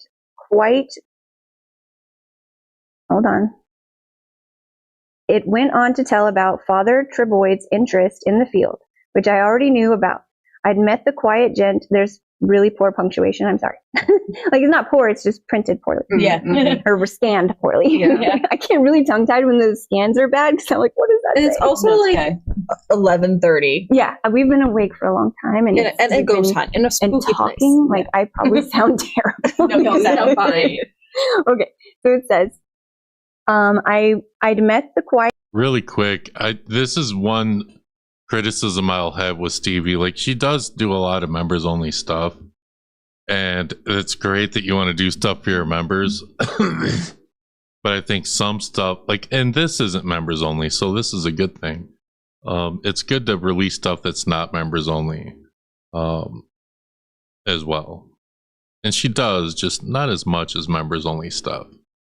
Gent, who is a member of the American Society of Psychic Research and the Venerable Society of Psychical Research in Britain a year ago, February. After an absorbing, for me anyway, visit, I'd written about an exorcism the good father had performed and about his efforts on behalf of a family living in a haunted house in Hinsdale. Oh my God. Interesting. We're getting all of them today. Whoa. And it says, anyway, the release, this is written like a person speaking. That's very interesting. Yeah. Anyway, the release reminded me that I had meant to ask Father Alphonsus if he had been involved with the Bridgeport case. Quote, at 3 o'clock on the morning of November 25th, I was awakened by a knock on my door, he said. It was my superior carrying the message that the state troopers wanted to talk to me. I contacted the troopers and learned that Ed and Lorraine Warren, who have written about this field for over 25 years, had been trying to find where I was visiting that weekend. Quote, I called the number given me and found that the Warrens were in Bridgeport investigating what seemed to be a classic case. After they described what had been seen, I told them that they should get the family out of the house and try to soothe the 10-year-old. I have never heard of this priest before. I was going to say, isn't there a priest that is constantly having his name changed? Charbonneau was the one who went to Lindley Street. And so did Father Eno. Okay. Charbonneau and Eno went to Lindley Street. But would the Warrens just ask a random priest? So another, Buffalo right? also? Yeah. And another thing about that case that was a really big deal was Ed and Lorraine were fired, for lack of a better term, because they were calling all the press from the Goodens phone. The Goodens lawyer sent the Warrens a bill for the long distance phone calls. Wow. Yeah. And I also think what was interesting is in the beginning of this, the guy who's like speaking, the author speaking, mentions that he has a psychic file. Yeah. So what else is in there? Yeah. You know? That's very interesting for sure. Okay. So you look at this. Who else is gonna find this shit? So, go ahead. You said a reverend, right? Not a father? Reverend Alphonsus that might be Trebold. Is he? Trab. That's Trebold. Trebold. Okay. What's that say? Could greet people with a hug and a sermon on the inspirational love of Saint. I think Stevie's going to read this. Okay, so I was thinking that was an I. So Alphonsus Trebold. Okay. And it says Reverend. Oh, okay. Interesting. Okay. That is very interesting. Okay, and then it continues. This is still continuing a quote from the Reverend. It says, I was sure that if this was a poltergeist case, the girl was the catalyst. She was doing poorly in school and had been emotionally distraught before the strange happenings began. Of course, I said that a priest should pray with the family, which was a Catholic family. The Warren said that a request for an exorcism had been made, and I said that this would probably be turned down and should be, as the matter had become such public affair. 1,500 people had jammed the street outside the house, and there was no indication of possession. This is another thing that really bugged me about this case. Ed walked in and was there for half a second and said, it's a demon, we need an exorcist. When they say she's doing poorly in school, do they mean like behavior? Do they mean grades? It's very interesting that they worded it that way because, like you said, what does it mean? She was not doing poorly grade-wise. She was attacked. So when she was adopted by the Goodens, which was a white family in Bridgeport, Connecticut. She is a native to Canada. She's an indigenous Canadian. A First Nations person. Yeah, I can't remember what her tribe was, but starts with an S. Anyways, I'll put it on the screen. Seneca. Yes, Seneca. So she was Seneca. And she was at school being teased for being native. And she was kicked in the back by a boy. And he hurt her so bad she was put in a back brace. And they pulled her from public school.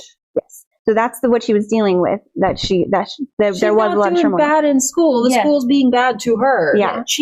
Yeah. And that happened after she was sent to the public school because they could no longer afford her private school that she liked so much. But that to me just comes off as like a victim blaming thing because I heard that either that means like her grades are slipping or she's acting up, which leads to poltergeist. Well, also like didn't it say like it's her fault or it's like something about blaming her? Yeah, it says she was distraught before the strange happenings began. So they're insinuating that her being distraught could have caused, and that's a common trope. Super common. The child being distraught or misbehaving or having behavioral issues will bring about a poltergeist. Yeah, that is true. The lore says that heightened emotions of children and teens will bring about, it can manifest a poltergeist. At least that's what the claims are. Another thing is, so to paint her in that light like that, it's going off. It's been going off this entire time. So I don't know if they can, I think they can see it, but the EMF is going off. I'm not sure I don't know. if it's on screen. It's been going off. I've been watching it as you've been speaking. It also might be the signals from the mic as well. That's true too. We do have mics going on Bluetooth to the phone recording. So and also, I think I took it off airplane mode in order to look up the topic. Right. Oh, it just went to red. I've never seen it go to red. That was weird. It's very interesting. This is very fun. Debunking. Yeah. I don't. So, all right. I'm going to critique this because I don't like EMF meters. they are saying that, well, they're not saying that this is evidence, but they are like, okay, you can pay attention to this. I would completely, if I was there, I would completely dismiss this. Like, no, it's because Stevie's got her phone. She's right there. People got mics. There's a lot happening. You can count it as like an odd occurrence. Like, that's fine. Thank you for joining us on this ghost hunt. But yeah, so to paint her in this light in this article is interesting because a police officer went to her home during this incident and saw a book and immediately painted her as an occult practitioner. What was the book? I can't remember. It was a religious book that wasn't Catholic. And I'll put it on the screen so everyone knows. I'll have to look it up and I'll put it on the screen. Wow, look at that book. Open that again. Yeah. But yeah, so I'll put it on the screen so everyone can see. I'll put the part of the article up where the cop accuses her of basically practicing witchcraft and blaming her for this. Yeah. Okay, so it continues. The Warren said, can you imagine that nowadays? Like a cop accusing you of doing witchcraft? That would never be on a damn police report. I feel like, oh, we did. It became a lot of, where is the current coming from? And that's what I love, when people go that route versus, ooh, the meter's going off. It's a spirit.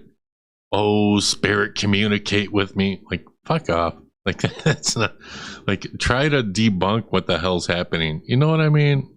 And it seems like just from that, you know, that makes me feel good. You know, y'all. All right, we're going to continue.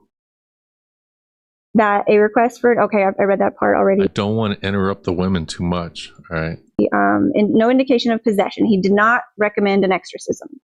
Then I told the Warrens that if they needed, I would come to Bridgeport. When they called again, they said that because the crowds had started to get out of hand, gee, Ed, he had started to get out of hand, the chief of police had declared that an investigation had found the whole thing to be a hoax, which I talked about in my Lindley Street episode. There is speculation that the chief decided to say it was a hoax to kill the crowd. Mm-hmm. That's what the Warrens claim. That's what I'm pretty sure John Zaffis has told me the same. Okay. That it was just to get the crowds to go away because it turned into a circus. It was so bad that they were selling snacks and drinks in front of the people, in front of the Gooden's house. I'm not surprised. Anytime there's like tragedy or anything like that, people will try to sell stuff. Yeah, and another really awful thing was some teenagers in town. So some backstory on the Goodens. The reason they adopted Marcia was because they lost their own biological child to MS. Oh. And so I'm pretty sure it was MS. No, cerebral palsy. Sorry. Okay. They lost him to cerebral palsy. And a year later, when they lost him, Laura Gooden, the mom, was told she could no longer bear children of her own. Mm-hmm. And she was suggested by her, I think it was either the doctor or her preacher or pastor, suggested she adopt. Mm-hmm. So a little while later, they decided to get in touch and adopted Marcia.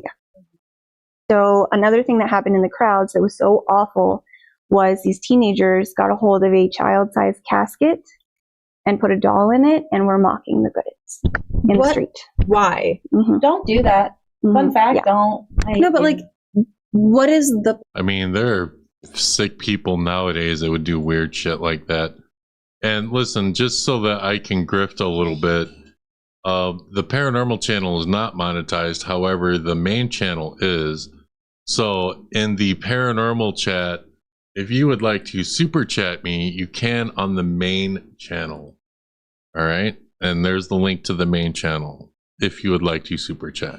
Point. Mm-hmm. Are they mocking it because they think they're faking? Are they mocking it because they think it's funny that they're being haunted? Like, what is the spectacle? Mm-hmm. Well, it's also to get a reaction. Like, that's the whole point. It's just some reaction. Someone also tried to set their house on fire, claiming they were trying to burn the demons inside.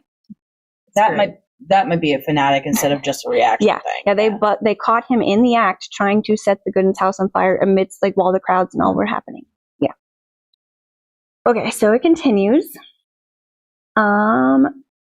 The chief of police had declared an investigation had been found to be a hoax. The Warrens said that this was not so, that in all their years they had never been so shaken by a case. But they had to leave, and any further development seemed to have been kept secret. I do know that's funny. They had to leave and everything was kept. No, it just stopped. They did no longer continued anything. They just stopped. The Goodens were instructed to the police were instructed to no longer answer calls for the Goodens residents. That's, first of all, bad. What if there's a fire? What if there's a break-in? Unrelated. They did do they came to some agreement with police or whatever the town, maybe, I'm not sure, but they decided to do, against their lawyer's advice, by the way, to do a free statement on the TV, the local news, I think, and explain that I don't think they said it was a hoax, but I think they said that it wasn't what everyone thought it was, and they wanted everyone to chill out, basically. And that's the only appearance they made, and then that was the end of it. So it continues. But they had to leave, and any further development seemed to be kept secret. I do know the church officials turned down the request for an exorcism. However, I was involved in an exorcism in that area in May. Interesting. I gotta do some more research. Yeah. What exorcism? Buffalo, what secrets have you been hiding? Bridgeport had another exorcism May before this. No. This sounds like he's talking about Buffalo. Oh, no, he said, however, I was involved in an exorcism in that area. This area. So 2 exorcisms needed in Bridgeport in a year? I want to know what that is. Yeah, Yo, what's up, Ken? My pink little bitch hoodie will be here tomorrow. Yay, just in time for 105-degree weather Wednesday. Yo, link is pinned to my merch store. Go buy some of my hate merch. If it's too hot out, buy yourself a little bitch shirt and get the hoodie later. The hoodies will be around for a while. Go grab you a tumbler, something, it'd be cool. I'm going to have to see if we can find that. All right. So, however, I was involved in exorcism earlier that year. The evidence in that case was such that the clergy in the area felt that there was demonical possession and called me. One of the priests was familiar with the rites of exorcism, but had never performed an exorcism. I then told him about my experiences and gave him a battle plan. Wow. Battle plan? This is really dramatic. That's not surprising now, based on what they read, and that's not. Yeah. This is still the author speaking, correct? This is the priest. It sounds the reverend. The reverend. Okay. Yeah. It sounds. Tragold. What is it called? An editorial when you just write in something. I couldn't follow it because the guy who's writing the article said, I was pulling my psychic file, and then he starts talking about the reverend. So everything I've said since he started talking about the reverend has been a quote from the reverend. Got you. Okay, sorry. No worries. It gets confusing. Sometimes I get so lost in the way these are written. I'm like, what did that say? Yeah. So it says, one of the priests was familiar with the rites but had never done it, so he came up with the battle plan. He reported back that it had been successful and that the peace had been restored in the household. And very few people from the outside had known that there had been any problems. This was not reported on. So I wonder if you're even going to be able to find information. Unless we can find stuff on Father Alphonsus. This is now saying Father Yeah, I'm getting aches in my hands. It's whatever. I took my gloves off. Alphonsus. One of Father Alphonsus's experiences had been an exorcism in Olean that I'd written about in February of 1974. Gotta find that one. Yeah. After the 20-year-old girl, and the guy who's speaking, Bob Curran, and then Curran, Curran. So we'll have to look him up too in his psychic files. All right. So one of Father Alphonsus' experiences had been an exorcism in Olean. After the 20-year-old girl involved thanked him for his victory, he told her that it was God's victory and that he was just the man who acted for him. Later he said, quote, I wish a similar message had been in the book The Exorcist and the movie. Of course you would have wished that. That's fantastic. Now I have one little column left here. It says, the other day I asked, this is Bob Cran again, did you finally see the movie? And if so, how did it hit you? That's so funny. Wow. Reading a movie review. No, it's a movie review. Wow. But it's good. So his response, or I think we still have Bob speaking. I'm sure you know the story was based on an actual case. So this is Father Alphonsus answering. Quote, I'm sure you know the story was based on an actual case, he answered, and a few other cases were mixed in. So there was a great deal of authenticity there. Then they made concessions to make it more commercially appealing, end quote. And then Bob says, how about the ending where the young priest was killed? This bewildered many viewers. What the hell? And he replies, understandably so, Father Alphonsus answered. The business of the priest telling the demon to pick on him instead of the little girl was foolish. It made it appear that this was a physical struggle, which it wasn't. Oh. Okay. Okay. Ghost agrees, by the way. Yeah. Ghost is like, no, we don't do that. Right, yeah. Also, it gave the impression that Satan is on an equal footing with God. That bothered me, but I can't prove that it had much effect. One reason it probably didn't is that the end left so many people confused. Okay. I'll talk more about that when you come here again, and also about some other stories. Recently, there was a case of a lady transporting her image from some city in New England to her daughter in Bradford that I'll have more information on by then. Jenny is holding that mic like an Italian sausage. Yo. I do like sausages. I love that. I felt like a weird segue. Yeah. Like, I don't know about that movie because I didn't really like it. But I have a story for you. I have another thing that's going on, man. Final paragraph. You can be sure that I'm looking forward to May 19th. This is Bob again. I'll be transporting myself by a more mundane method to Olean for press day at St. Bonaventure and a good talk with Father Alphonsus. Thank you for letting me use your You're phone. welcome. So I have a quick question, and I know you don't fully know the answer to this because it's an assumption. At one point in this article, the Reverend priest says, Father.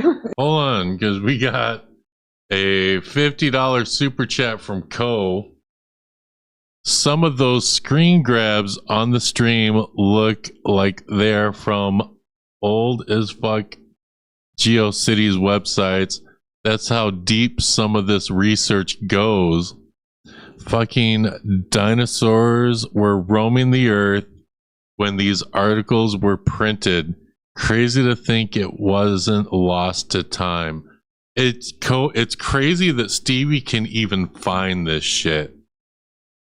Like, how the fuck do you even,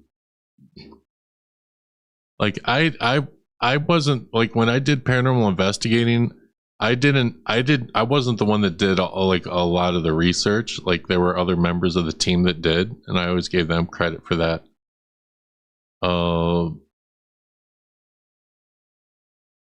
Yeah, like, but look how far back Stevie can find a goddamn news article.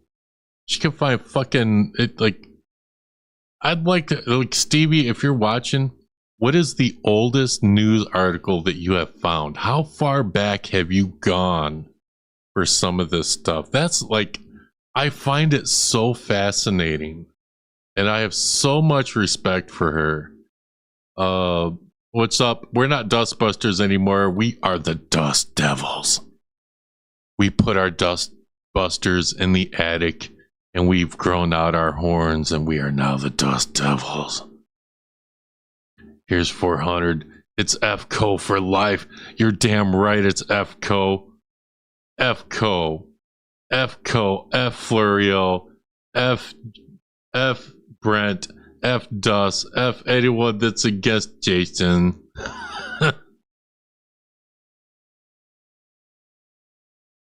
He's not kidding, Geek.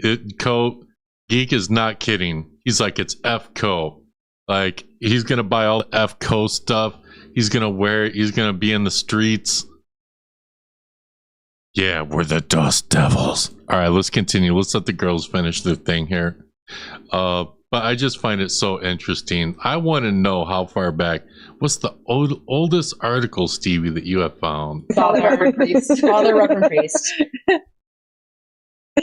says he feels that the Exorcist movie put the demon on equal footing with, or devil on equal footing with God. Mm-hmm. He doesn't believe that. Mm-hmm. Do you think Ed and Lorraine Warren would agree with that statement? No, I don't think they would. Really? I think they would say that I think what they would say is in certain instances, the devil is more powerful. That's why we must pray harder. That's why we must do the exorcism. That's what I feel. That's what I think they would say. I don't think they would agree. Okay. And like, as I said, you don't know. You've literally never met them. Yeah. They can't speak for themselves. Right. It was just, you've looked into it. So he said that. I was like, that was the first question. I was like, oh, would they agree? So let me tell you why I think that. Okay. I think that based on Ed's personality. Yes. Ed always has to be right. He is the louder voice. I feel like he would disagree. And I feel like he would disagree because he thought the exorcism was needed for Marcia. But I would also make the argument if, you could just tell someone, oh, you just, if you believe in God and you pray harder, what need is the Warrens then too? Exactly. Yeah. Ed will tell you that they are not educated in the field of demonology and exorcism to rid the people of their demon. I'm telling you that's what he would say. The self-taught demonologist would say that you don't have the education. Yes. I know he has said that to people before, that they weren't equipped to deal with it themselves. Okay, I'm not making a comment. I'm just going to make a face. I feel that. I'm confused because by the end of the article, it sounded like Father Reverend. Are you shitting me? See, this is the problem. Stevie is so good at finding shit that they want to try and discredit her, and they want to fucking make threats to her. It's a bunch of bullshit. She's that good at what she does. People find her as a threat, and it's bullshit. Go fuck off. She should not be getting threats.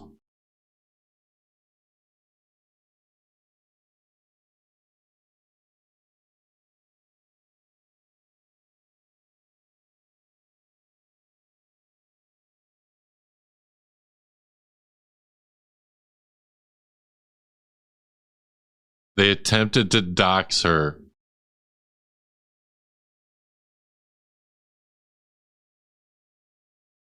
Let me tell you something.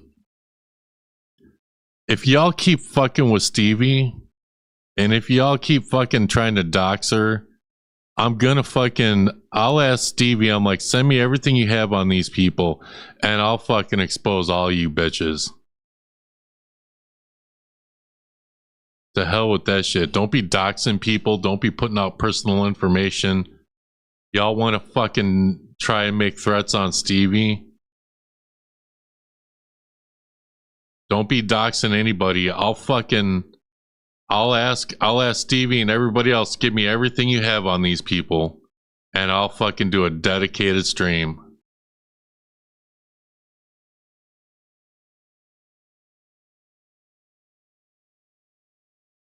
Y'all don't know what happened in the Power Ranger community.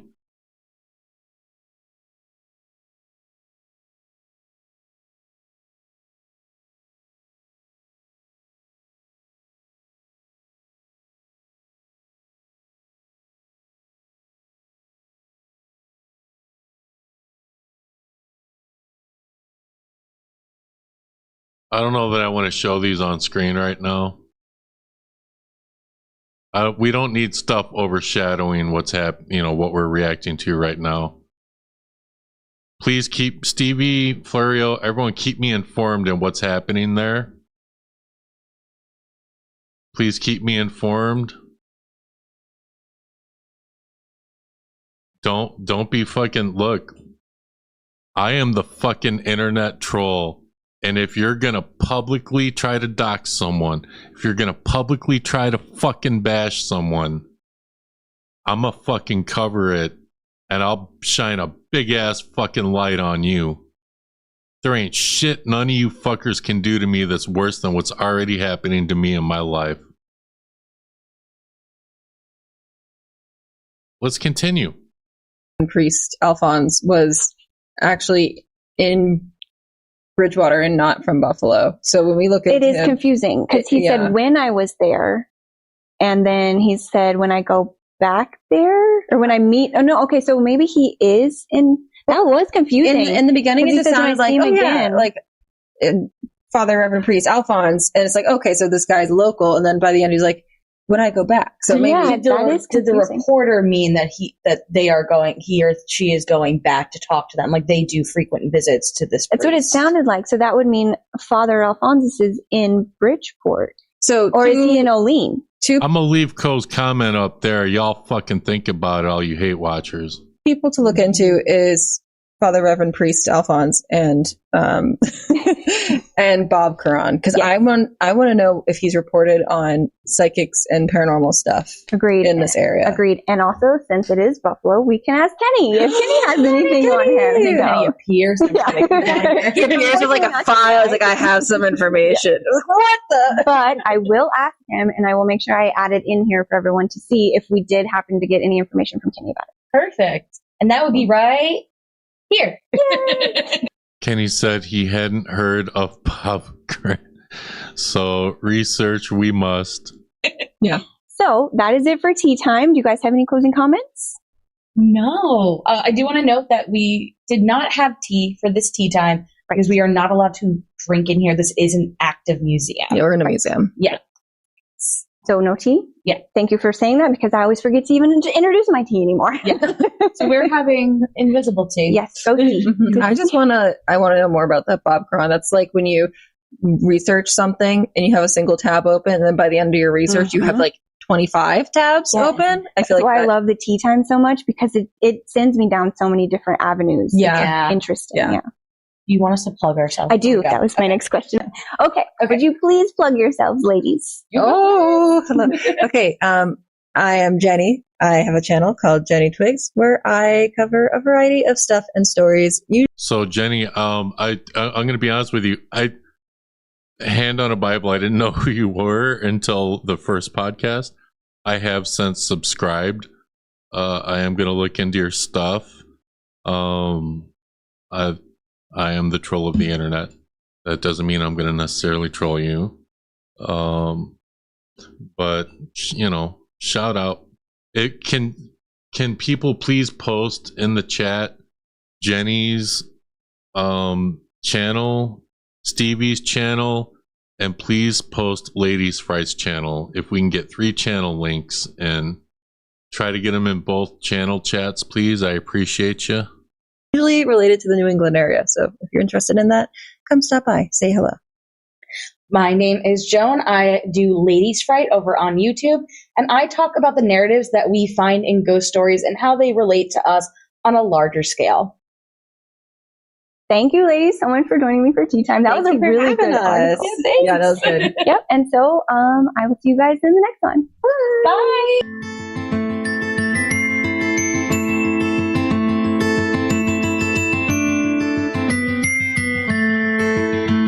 In a cozy corner, sipping tea so bright, with stories of ghosts dancing in the light, we flip through pages of tales so divine.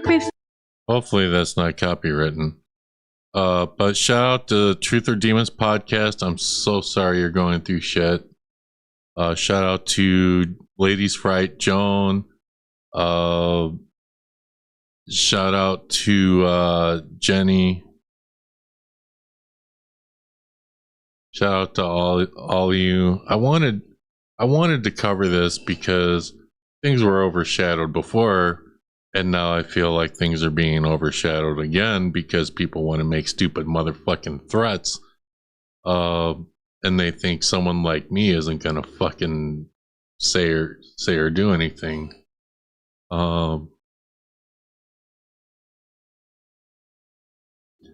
You know, I bet some people are hoping that that shit will fucking kill me.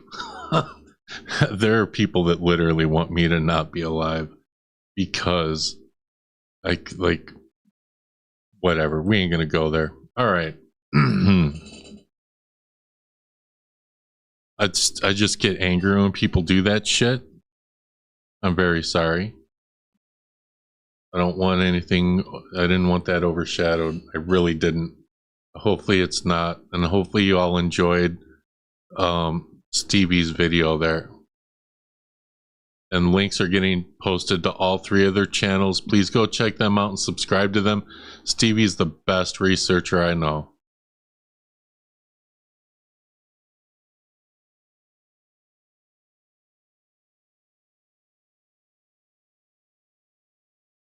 Would it help you if I resign? Then you'll have to fire me. Fuck making it easier on them.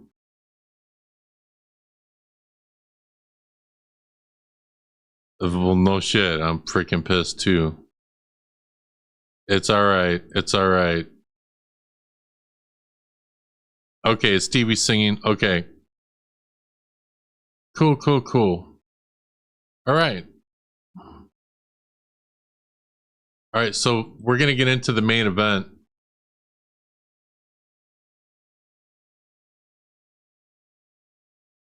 We're gonna get into the main event.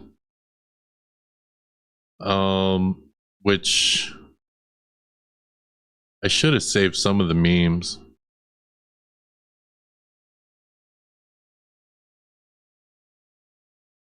Which, let me check my folder. Did I show all the other stuff? Yeah.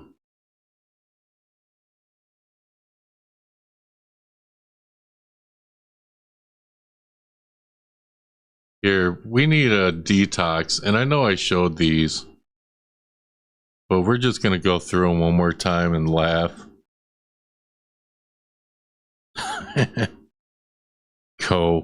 Me and Co, we're ride or die. We live our life a quarter mile at a time.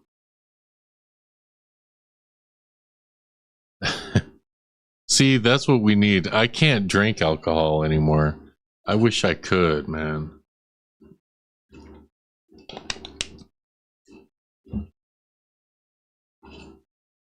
If y'all haven't seen the movie Set It Up, it's actually a good movie.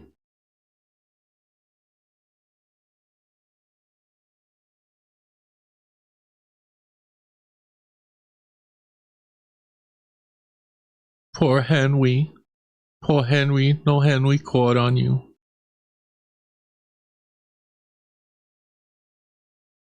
You know, I would love to have some sausages right now. I do like sausages. I love that.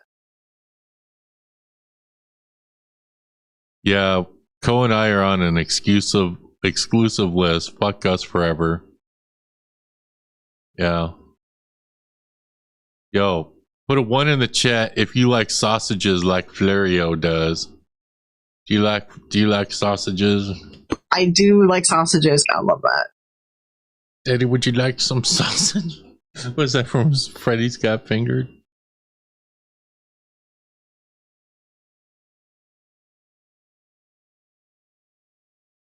Yo, this should be Florio's screensaver right now.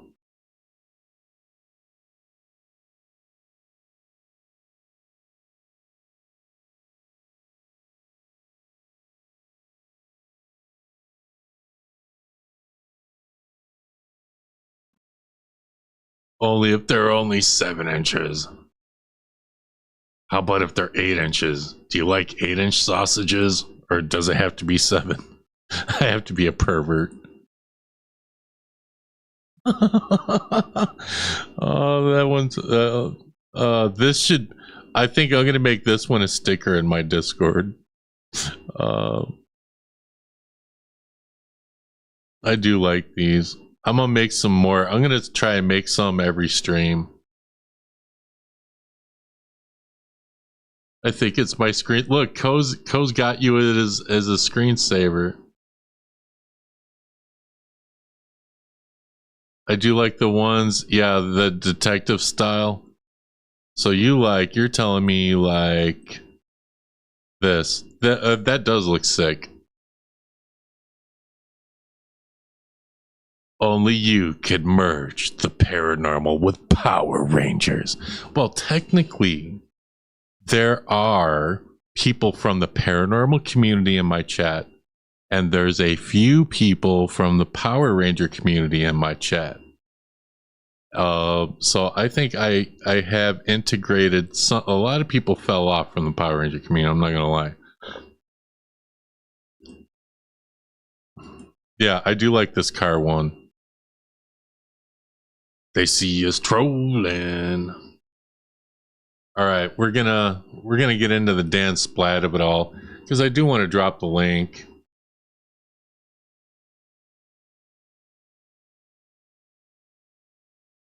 They hating, trying to catch us riding dirty. you're going to get 6 of the best. And I'm not talking centimeters. Oh, shit.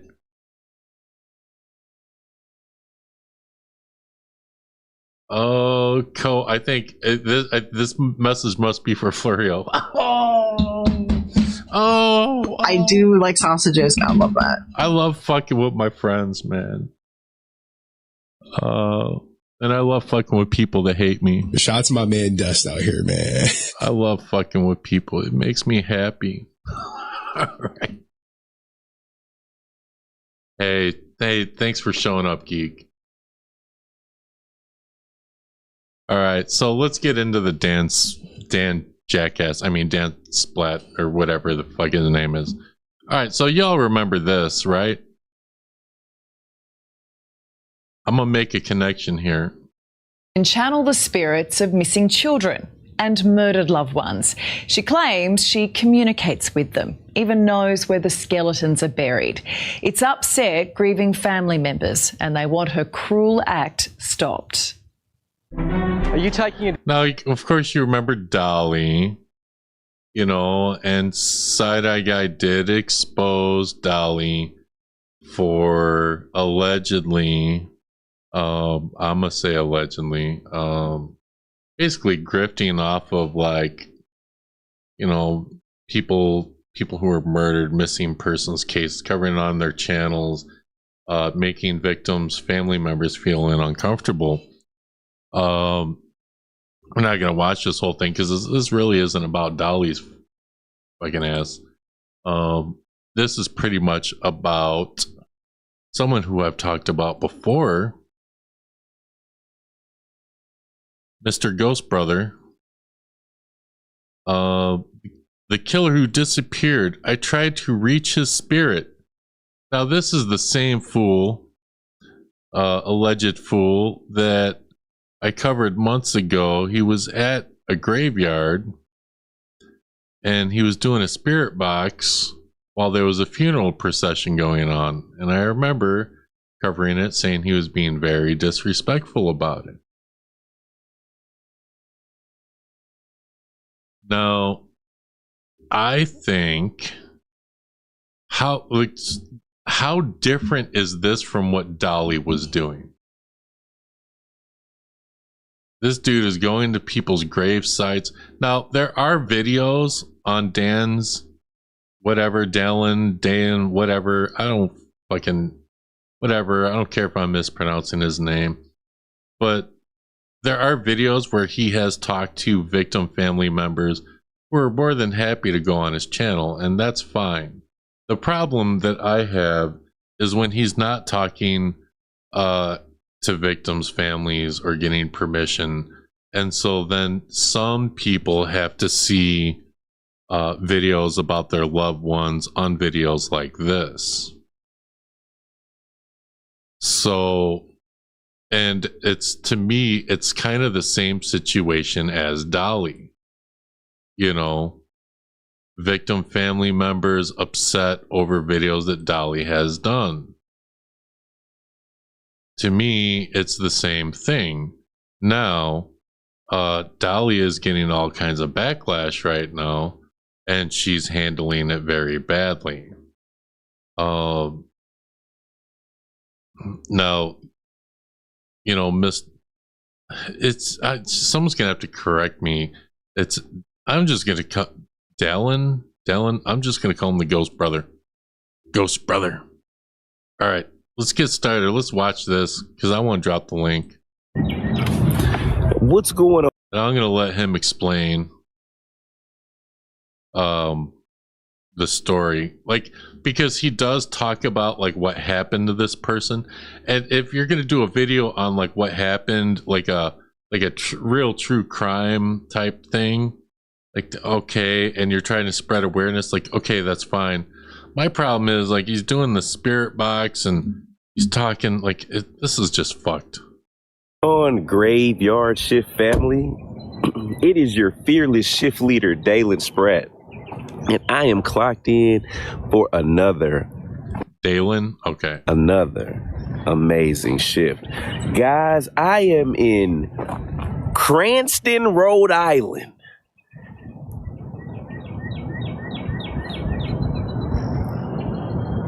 I'm gonna be honest with you guys. I didn't even think Rhode Island was a real place. I thought that was something that you read about like in Harry Potter or something. Rhode Island is a real place with real people. And people that have passed away. Did y'all know that? Rhode Island is wild, y'all. It's a cool place. Albeit all I have been so far is to this cemetery. But no, y'all. Right. You go somewhere, first place you go is a goddamn cemetery. Seriously.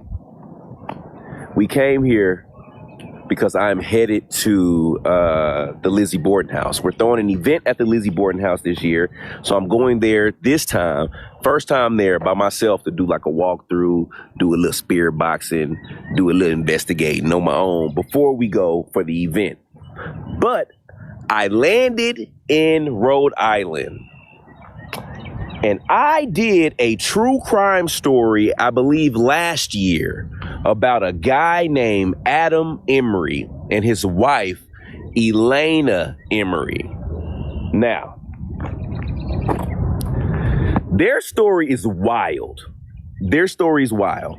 Now, if you want to see the true crime video I did that's edited and you can see pictures of them and reenactments of their story, I'm going to put the link to that video in the description. And I will put that link to that video at the end of this video so you can watch that.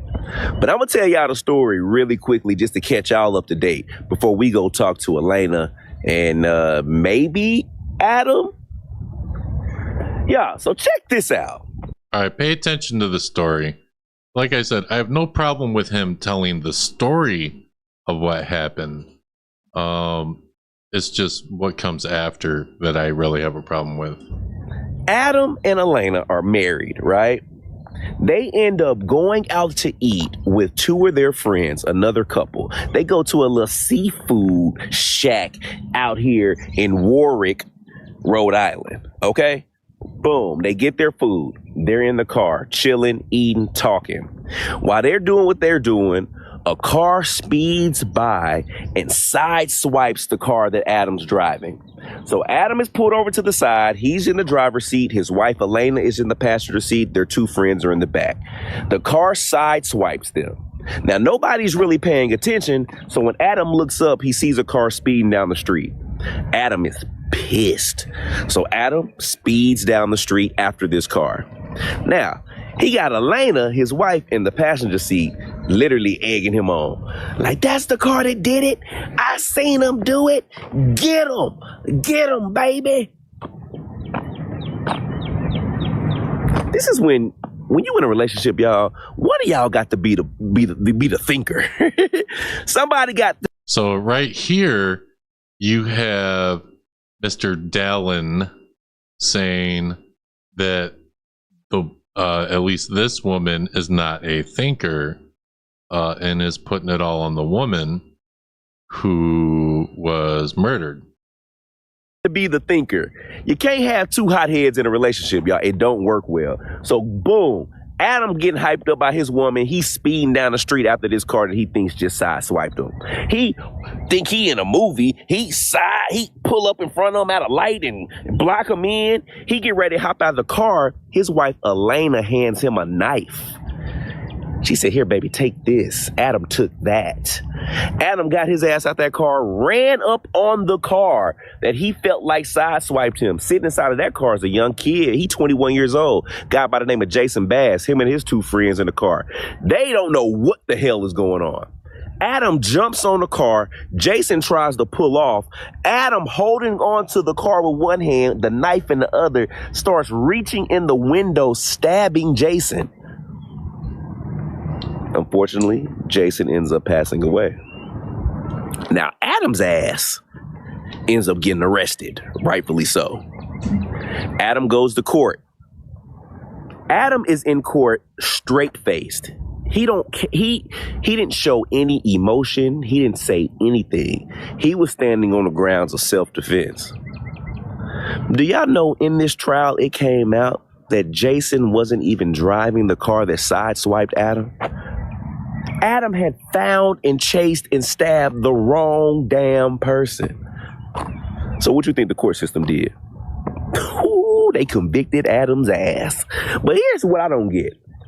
So after getting convicted, they gave Adam the option to bail himself out until sentencing. So Adam did. So Adam ends up leaving the court with his wife, Elena. They say that they then go to a restaurant and eat, and then they end up going to a sporting goods store where Adam buys some stuff, but he complains about the price of it. That's key. He complains about the price of something that he just bought. And then they drive to a bridge overlooking the water in Rhode Island. And later, their car is found running at this bridge with their clothes folded in the back seat. Adam's credit cards had been cut up and his license was there. But Adam and Elena were nowhere to be found. Now the police was like, maybe they jumped into this water off this bridge and took their own life. But then it's like, here, let me speed this up because I actually don't like listening to him, but you know, we're reacting. Like, why would Adam go and complain about the price of something knowing that he was about to end his own life? Like, what would it matter how much it cost if you were about to? So that was a red flag. And then one of the officers had a bright idea. They had video footage of Adam and Elena inside the courthouse right as he was getting released. And they were talking. So the police officer got someone that could read lips. A lipologist, I think is what they call. Somebody that provides lipotomies. And this lip reader. So here's this guy walking around a cemetery during the day. You know, there are probably people walking around the cemetery, right? See other people in the background and they're visiting their loved ones who have passed. And here's this guy walking around, laughing, recording, having a good old time. To me, that's kind of disrespectful, in my opinion.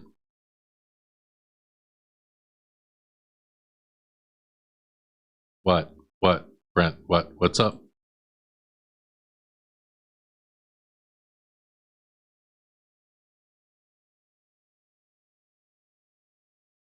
Yeah, I don't like listening to this guy, but we got to. All right, let's continue on. Read it, and they made out that Elena was saying, don't worry, we can still go through with our plan. What plan was that? Y'all, they don't find Adam and Elena. Months go by. Then they finally find some bones of a male body. But after doing some tests, those bones turned out to be for somebody who was about 5'7". You see, Adam was about 6'1". So that didn't pan out. Months later, they found a skull washed up onto the shore. They tested it, and it turned out to be Elena Emery's. So now they know what one of them is. But the other one, Adam, to this day, he has never been found or heard from again. Now, a lot of people think, Adam did what he did, maybe did what he did to Elena, and then got on up out of there. But they finally, I think, declared him dead just because they haven't heard from him in years. So they're literally resting over here. Let me show you. So this is the resting space for. Like, how the fuck you gonna walk through a graveyard and tell that story all laughing and shit? And they're like people in that cemetery like that are genuinely upset. For Elena and Adam. Together sharing God's eternal love. Adam C. Emery, November 62, November 10th, 1993. And Elena Emery, March 13th, 1961 to November 10th, 1993. And here are their pictures.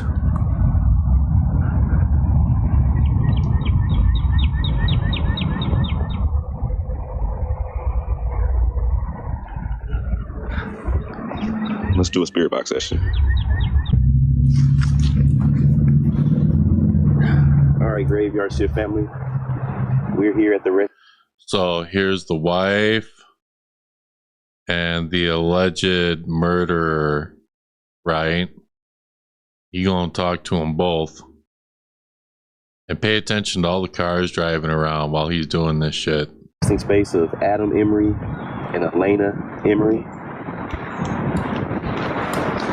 This is Dominic. I wonder if Dominic is... So, okay, what I'm assuming is this is Elena's family, because the next headstone are Duracos. Forgive me, Elena, if I'm saying your last name wrong, but the Duracos are these two headstones over here. And I'm assuming that's her maiden name, because Adam's last name was Emery. And here is Dominique Duraco, so I'm assuming this is Elena's younger brother. And then there's a baby here, baby Elena Nicole Williams, who passed away in 2004. I bet the victim's family would love that. Like, I bet they're loving this freaking video. So I'm assuming she was named after Elena. So, yeah. But they never found Adam.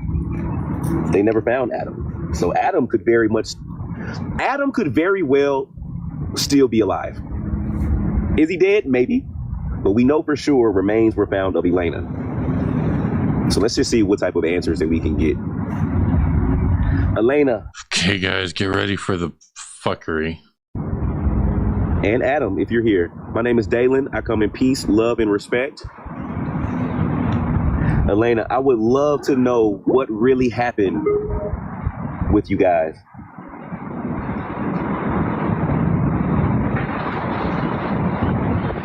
It's a little windy.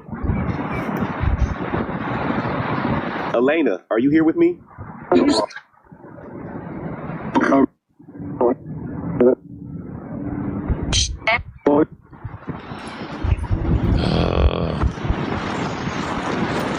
Y'all, if it gets a little windy, maybe I should go get the microphone. We'll see. Elena, are you here?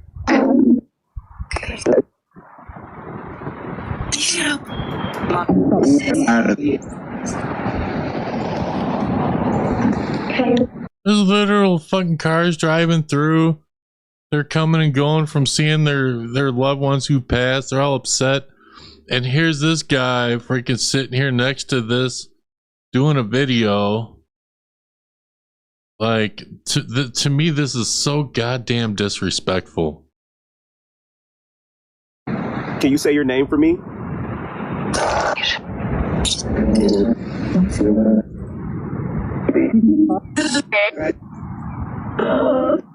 Can I hear you say your name?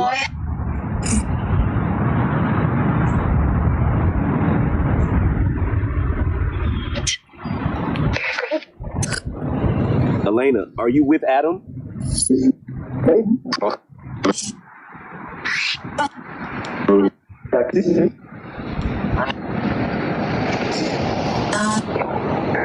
Elena, do you feel comfortable talking to me about what happened? No? Why not?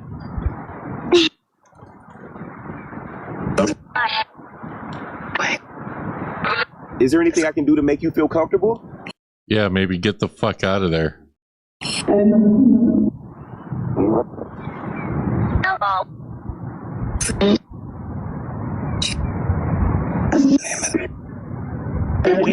Well, Elena, I promise you I won't stay long.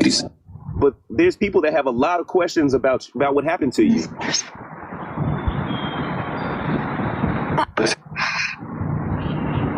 Did you and Adam have plans to run away together?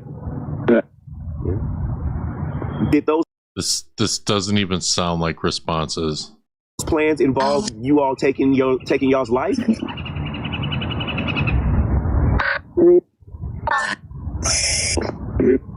Did you expect I would come over here to your gravestone and use your murder story for clout?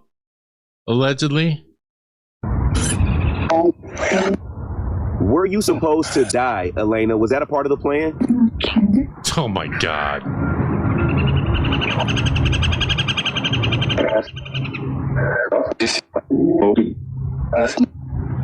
What was y'all's plan?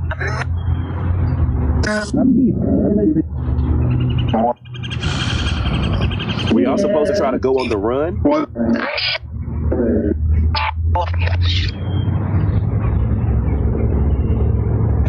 Was the plan to jump off the bridge together?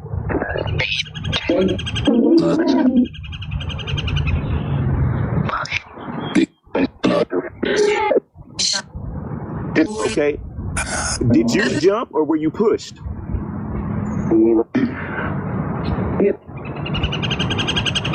Oh, God.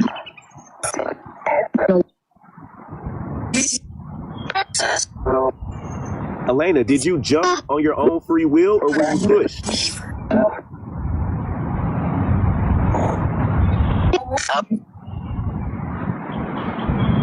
No. Did Adam jump with you?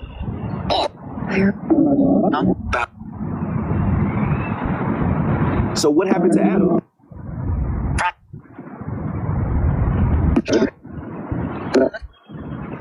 You said he left?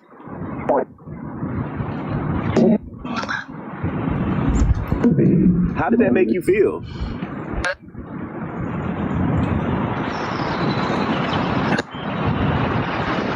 Wait, Elena, did Adam end his life with you? Yeah. Oh, he did. So why was he never found?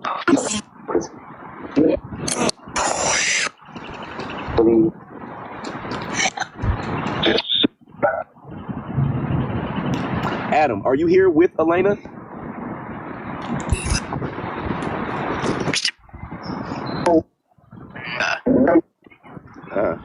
Then where are you?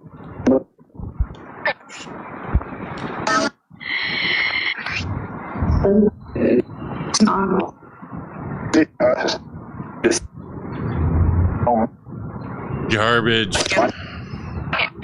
Adam. He said what? Okay. Are you upset with me?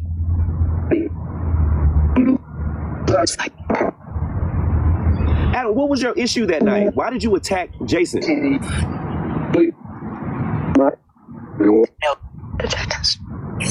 You said protect y'all. But he's not even the guy that hit your car. You were wrong.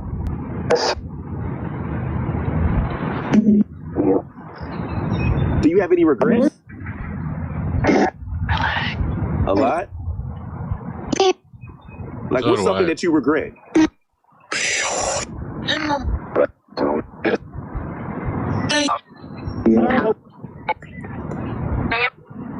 Elena, do you regret giving Adam the knife? Say, you better be glad they didn't hit you with an accessory charge. They give people a charge for that.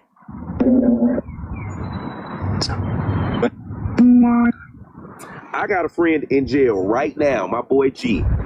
G gave somebody a gun and they went and committed a robbery with that gun. I don't even think G knew that they was gonna commit a robbery. But during that robbery, they killed a 7-Eleven worker. G wasn't even there. G got put in jail, just like they got put in jail because he gave them the gun. And he didn't even know. Elena, you gave him the knife with the intentions of going to do something. Like, do you?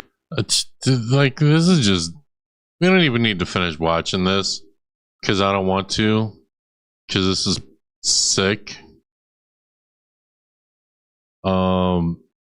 I know that this guy, I did a live stream and made a video clip before, and his fans came over and attacked me. I'm gonna clip this too. Whatever. I think this is disrespectful.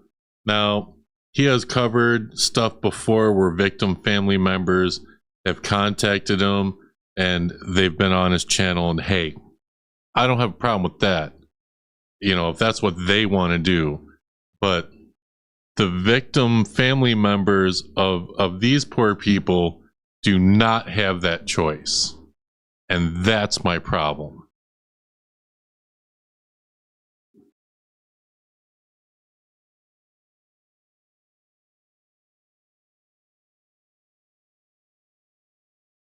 It's not appropriate. It's a bunch of shit.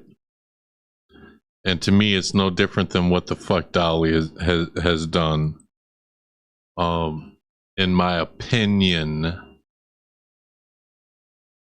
Imagine having death dates around 93 and some idiot sits down next to your headstone and talks about my boy with a fucking accessory charge. Yeah, who the fuck? And the people involved with his friend's crime too. Yeah. Like, yeah, go fucking airing out your boy, like your boy or whatever the fuck. Like, that's a little fucked. All right, now I'm going to poke some fun at him, and then we're going to cover JayStation, and then I drop the link. All right.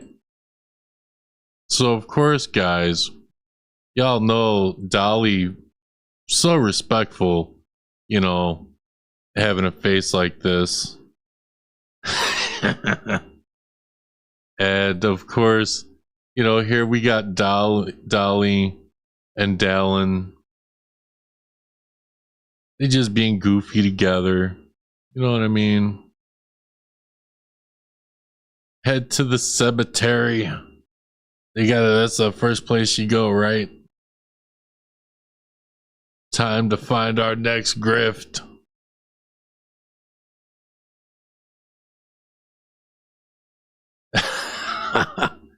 You got Dalen, you got Dolly, and you got JayStation. Yeah. I thought you guys would like to enjoy those little memes. Alright, so now let's get into it. Let's get into this final one.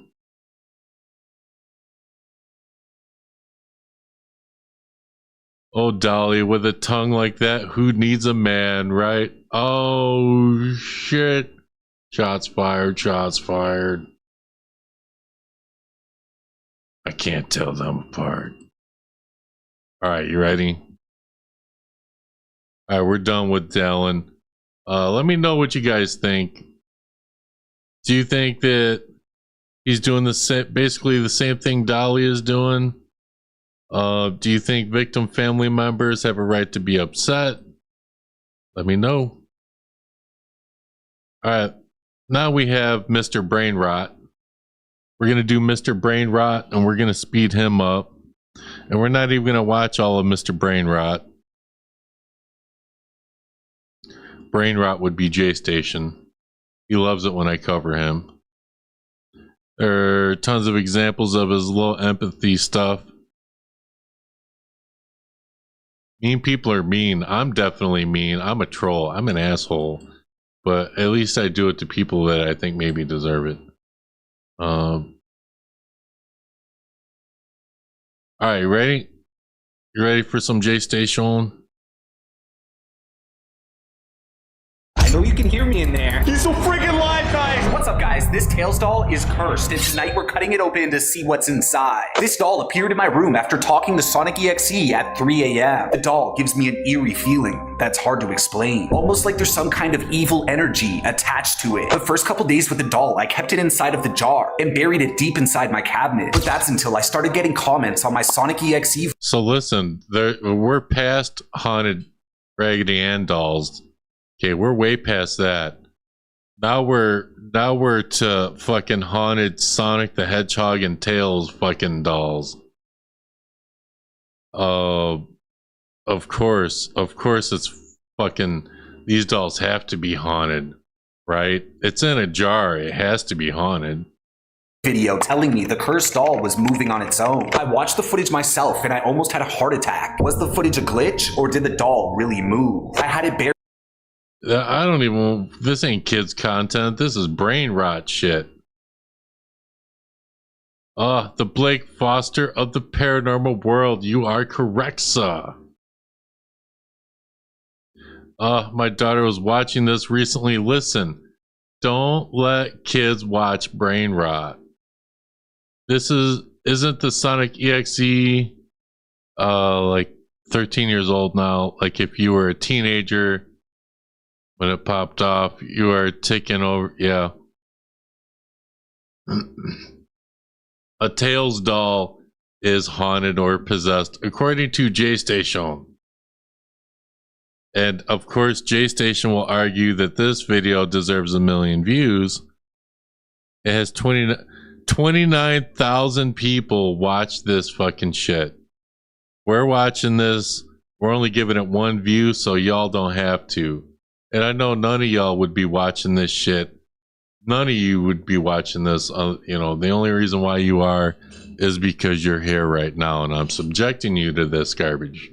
Buried away in my cabinet for days, and nothing seemed to happen. The doll moved on camera, but I never saw it move with my own 2 eyes, so I decided to test it. The first thing I tried was taking it out of the cabinet and seeing if it would move again, but nothing. Then I remembered the footage. It only moved when I wasn't looking at it, so I set up a hidden camera and did some chores, making sure to keep my back turned from it at all times. Nothing happened. At this point, I started thinking the footage of the Tails doll moving was just a camera. Listen, Dynamite, you don't know? Oh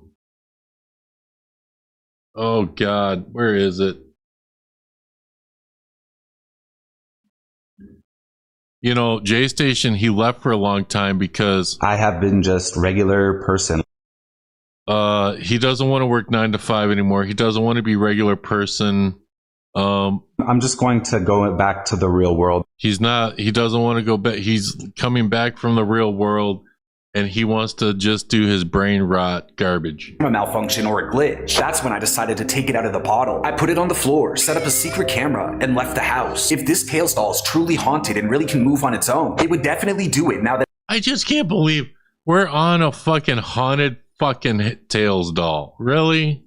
It was home alone, and to my surprise, when I got back home, it was gone. The doll had moved when I left the house. I couldn't find it anywhere. I was terrified until I found out how it moved. My dog saw it as a new toy and carried it around when I was gone. The doll definitely doesn't move in the daytime. The only thing left to try testing the doll was at 3 a.m., and that's exactly what I did. And guys, what I filmed is terrifying. Later that night, I took the doll back out of the cabinet. What was terrifying was you thinking that this was actually going to be a good fucking video. And brought it upstairs to my bedroom closet. If he got out of this jar at 3 a.m., I didn't want him hiding somewhere in the rest of my house. I ran extension cords into the room to be able to power my laptop and camera while I sat alone with the doll for an entire hour, and I documented everything. This was the final test to see if the doll was cursed, and to really test it out, I needed to provoke it. How would it react if it sees a Sonic doll? Will it move again if we play the Sonic game that I put SONIC.EXE inside? The footage that I captured last night at 3 a.m. is horrifying. This Tails doll is alive.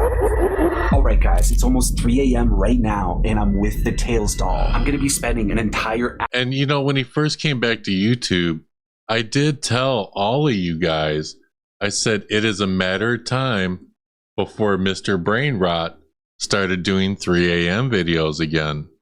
And here's Mr. Brain Rot doing 3 a.m. videos again. Hour with this doll to see how it acts at 3 a.m. We're gonna be messing around with the Sonic doll to see if it reacts to it. I also have my laptop right here where we're gonna be playing the SONIC.EXE files. So the first thing I'm gonna do is take it out of the bottle. Oh my god, guys.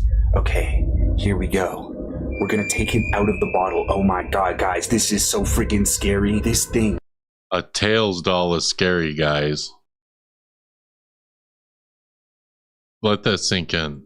Might be cursed, guys. So it's not 3 a.m. right now, so it shouldn't move at all. But the first thing I noticed after handling this doll was the smell. Guys, it smells like a wet dog. Whenever my dogs get wet, they— Listen, things smell usually when you like rub it in your ass or whatever. I'm sure that's probably what you did. Smell very similar to this. And as far as the way it feels, it definitely feels like there's something hard inside, guys. There's something inside, and it's not just cotton. The first time I actually grabbed this doll, I felt a horrible feeling, a feeling of adrenaline and anxiety and nervousness, and the feeling shocked me. So guys, we got about 10 more minutes left until it's 3 a.m. We're gonna seal it back inside of the jar. I don't want this thing being able to escape into my house.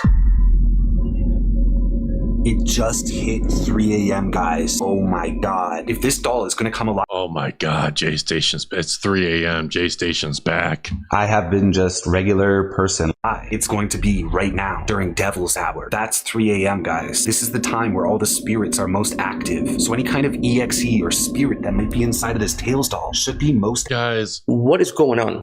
JayStation, he wants millions of views, but ain't nobody. Active right now. Tails, are you there? Can you hear me in there, buddy? All right, guys, I've been hanging out here for about 10 minutes. It's Who fucking cares, bitch? 3:10 right now, and the Tails doll has not moved at all. We're gonna try a new test, the Sonic doll. How will the Tails doll react when it sees the Sonic? What the frig? I swear it just moved. As soon as I touched this Sonic doll, it moved. Tails? Do you see Sonic right now? Is that your friend? Sonic? Tails, if you can see me, can you move? I'm pretty sure I just saw you move. Can you move again for us? Guys, he's not moving anymore. The freak, guys, I swear to God, I saw him as soon as I pointed the camera to me. Yo, like, I could never be friends with this dude. If I was friends with this dude and I saw him doing shit like this, I'm out this bitch. Fuck that. Tails all freaking moved. And now that I got the camera on it, it's not moving. Tails, Tails, can you hear me? Do you want to see the doll again? If you want to see the doll, just give me a sign. What the frick, guys? I swear his hand just moved. Tails, he just freaking moved. He just freaking moved. I'm gonna put Sonic on the same ledge. Oh my God, he just moved his hand, guys. I swear to God, he just moved his hand. You like Sonic? I know he's your best friend. Give us a sign, Tails. Give us... What the guys, you see this? It's like he's waving or something, guys. Tails, are you waving at Sonic? Look at that, guys. What the frick? What the? He freaking moved when I showed him Sonic, guys. It's a solid glass tank. Guys, should we take him out? If he's moving a little bit right now, maybe he'll start moving a lot if we take him out. I've been in here. There are people, like, literally... Take your clown self off my channel. Here for nearly 30 minutes. I think it's only right if I spend the last 30 minutes alone with this Tails doll with him out of the jar. I'm gonna unscrew him, guys. Oh my God. This is freaking crazy. This is crazy, guys. Oh my God. Guys, I'm gonna give it a second. What the freak? Tails, I'm only... Yo, JayStation, you gotta be careful or you'll lose all your rings, bro. I'm gonna let you out of this jar if you give me a sign that you really want to come out of the jar. I am freaking scared. Look at it, guys. What the freak? This is freaking terrifying. Do you want out or do you want to stay in there? It's up to you. Make your call. What the frick, guys? What the frick? And it's 3:33 right now, guys. Hey, Tails, I'm taking that as a sign you want out. Oh my God. How the radio do this? What the frick? How do I turn this off, guys? You hear this? What the freak? Snooze? What the frick? Stop that! Tails, make it stop! It stopped. It stopped. I am freaking terrified right now. Okay, where did I put the doll? Okay, here's the doll, guys. I thought I dropped it. This is insane. Yeah, I don't know who the fuck you are. This is insane. I had one more test. I've already confirmed it is alive, but I want to provoke it. I want to push it to the limit. How possessed is this doll? So now I'm going to be putting this SONIC.EXE game back onto my computer, the same one that I played where this doll appeared out of my freaking computer screen, guys. The files on this Sonic game are corrupt or something. I wanted to delete it from my computer, but I stored it inside of this USB stick, guys. I'm gonna set my Sonic doll back up right here, guys. Just gonna plug in the game files right here. Listen, if you like JayStation's videos... You have been propagandized from his propaganda bullshit. And it's working. Okay, guys, this is it. This is the files right here. Okay, where's the Tails doll? Okay, I'm gonna put it right here. And we're gonna start playing this game. We're gonna set up a new game. And we're gonna play as Tails. Oh my God. Oh my God, I'm gonna play a Sega game. Guys, this is freaking insane. 3:40. We're gonna do this for 20 minutes. Oh my God, guys, I am so freaking scared. Like, I'm just expecting this thing to start moving. Okay, guys, here we go. We're gonna do it. All right, we're gonna see what happens. So far, the game seems normal, guys. There's no SONIC.EXE. Nothing's weird. I am freaking terrified right now, guys. But luckily, I'm good. It stop. Oh my God. Like, yo, JayStation is incompetent. That's for sure. This game. Oh, and we just freaking... Yeah, no, that's his real face. That's what he looks like. It crossed the finish line, guys. Tails has passed Act 1. What happens if we get to Robotnik? Oh my God, guys. Okay, the Sonic hasn't moved yet. The Tails hasn't moved yet.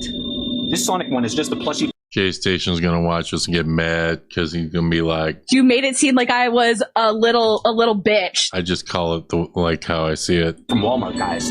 But okay, we're gonna go into the bonus. The bonus. Okay, I love this friggin' bonus, guys. These are, oh my God, I almost fell in that pit. That pit, that's how you die. Okay, so we break through here. That's the Chaos Emerald, guys. That's the Chaos Emerald inside of it. Yo, to all you people in Canada, like Florio, like JayStation belongs to you guys. Thank God he ain't in the States. We got enough moronic people on the internet. What's gonna happen if we get that Chaos Emerald, guys? This is insane. Okay, we're almost breakthrough. We got it. We got it, guys. Yes, we got the Chaos Emerald. Oh my God. Okay, guys, we're beating this so good. We haven't died. We're getting Chaos Emeralds. Sonic hasn't moved. Tails hasn't moved. All right, on to the next. Good, guys. Oh. Good, Tails. You are such a loyal fox. Now bring me my new bot. You're what? This prison was never meant to hold me. Whoa, what the frick? Oh my God. Look at this, guys. What the? Oh my God. Oh my God. Is his freaking head off? Guys, that's stuffing. That's stuffing. His entire head is off. What happened to the game, guys? The game is just not working anymore. What the frig, guys? The computer's just freaking broken. What is happening? Where's even that Tails doll, guys? Where did it freaking go? What the frig is happening? Where did it go? It's only a small room. What did it go in here? Where did it freaking go, guys? What the frig? It's gone. Where did it go, guys? What? Jesus Christ, come on, get a grip. What the frig is happening? What the? Guys, is my door just freaking open? Wait, my door just freaking opened. Guys, what the frig is happening right now? We're watching a brain rot video. That's what's happening right now, JayStation. Where did the Tails doll go, guys? I need to put it back in the freaking jar. Tails? When I woke up the next morning, I found the Tails doll lying on my living room floor. He wasn't moving. He was just lying there. He really doesn't move unless it's 3 a.m. That's when I put him back inside the jar. Tonight at 3 a.m., we're going to cut him open and see what's inside of this doll that can make him move. I got the Tails doll already strapped to the table. Guys, I'm doing this video with the lights on. I'm already freaked out. This freaking doll could come alive at any second, guys. It's 3 a.m. Tails, try moving now. This is really... Tails is just laying there like... Are you threatening me with violence? Strap down here, guys. I got this piece of tape running like a seatbelt. And I got the kitchen knife ready to go, guys. We are going to cut this doll open. You scared of a knife, Tails? I'm gonna cut open your little stomach. I know you can hear me in there. Did he just pull away from the knife, guys? I swear to God, he just pulled away from the knife. Look, guys, I put it close in. He's so friggin' alive, guys. Oh my God. Tails, stop. Please stop moving. Stop, Tails. Tails, calm down. I'm gonna just stab you with the knife. You won't have to suffer much longer. Guys, he's freaking squirming. Oh my God. Oh, what the? I got it all the way through, guys. He's not moving. Tails? Tails? Guys, I am freaking terrified right now. That's exactly why I wanted to cut him open, guys. There's gotta be some... The scariest thing in any JayStation video is the amount of times he says guys. That is correct. Something inside him that is making him move. There's definitely a lot of stuff in here, guys. There's a lot of stuff. Guys, what the frick? Look at that. Look at that, guys. Is that a freaking bone? Oh my God. What is that thing, guys? That was just inside of him, guys. Stop saying guys. Fuck you, motherfucker! Guys, that's like the size of my finger. Oh my God. What was that? His rib? Was that your rib, Tails? Guys, stuffed animals don't have bones inside. You're so stupid! Inside of them, guys. What else is gonna be in here, guys? What the frick? It actually feels like there's a freaking bone in here, guys. Let's see this, guys. All right. Who fucking cares, bitch? I just... What the frick? Guys, there's something in there. JayStation. I'm just going to go back to the real world. Go back to the fucking real world. I have been just regular person. And be a regular person, because this is not it. This shit doesn't deserve fucking 2 views. The 29,000 people that fucking watch this probably drank a gallon of turpentine or something before they fucking watch this shit. If I took a shot every time he says guys, yeah, I know. Holy shit. So he's saying guys too much. I am now triggered. And we're done watching JayStation. But I just wanted to show you what Mr. 3 a.m. faking my girlfriend's death is doing right now. Let me know in the comments below if you think I have been just regular person. That he should just be a regular person and maybe go and find... I'm just going to go back to the real world. Go back to the real world or find it. I can't stand how often he says frig. I can't stand him, period. Like, I can't get through a whole JayStation video. We made it through almost 13 minutes of a 15-minute fucking JayStation.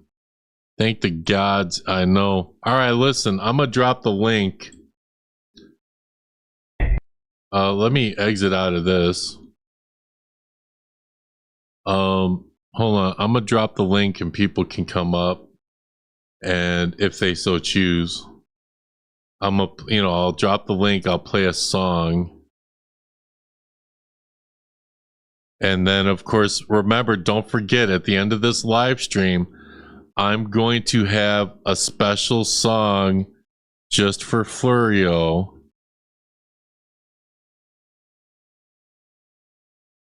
Copy link.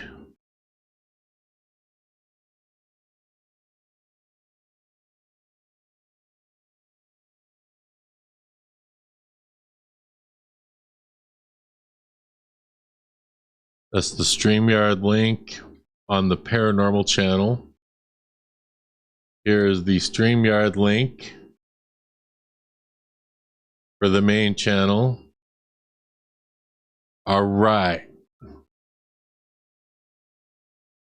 So let me play us a song, especially for people who are afraid to click the link.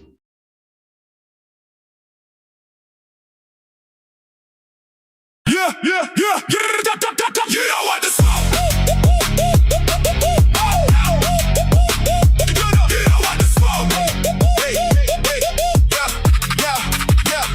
You watch every stream, every post, every joke, but deep down inside you don't want the smoke. Run from the live chat when the pressure gets real. The dust devils roll in and expose how you feel. Spying on that Discord, watching every move, trying to keep up, but you got something to prove.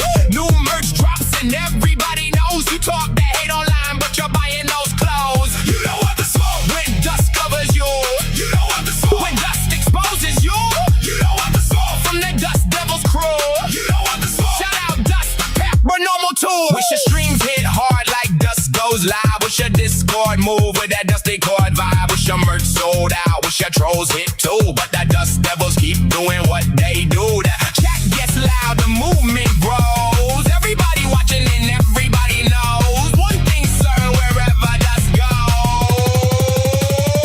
You don't want the smoke. When you don't want the smoke. You don't want the smoke. When dust exposes you, you don't want the smoke. From the dust devils crew, you don't want the smoke. Shout out dust, paranormal too. The dust devils taking over coast to coast. You keep talking loud, but you don't want the smoke. One last warning before you go. You don't want the smoke.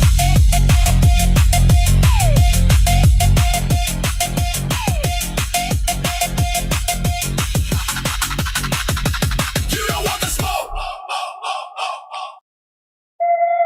All right. So give me just a minute. Someone did click my link though. Yeah, let's get that moron off here. Yeah, you don't want to smoke. You don't want to smoke. Code never wants to smoke.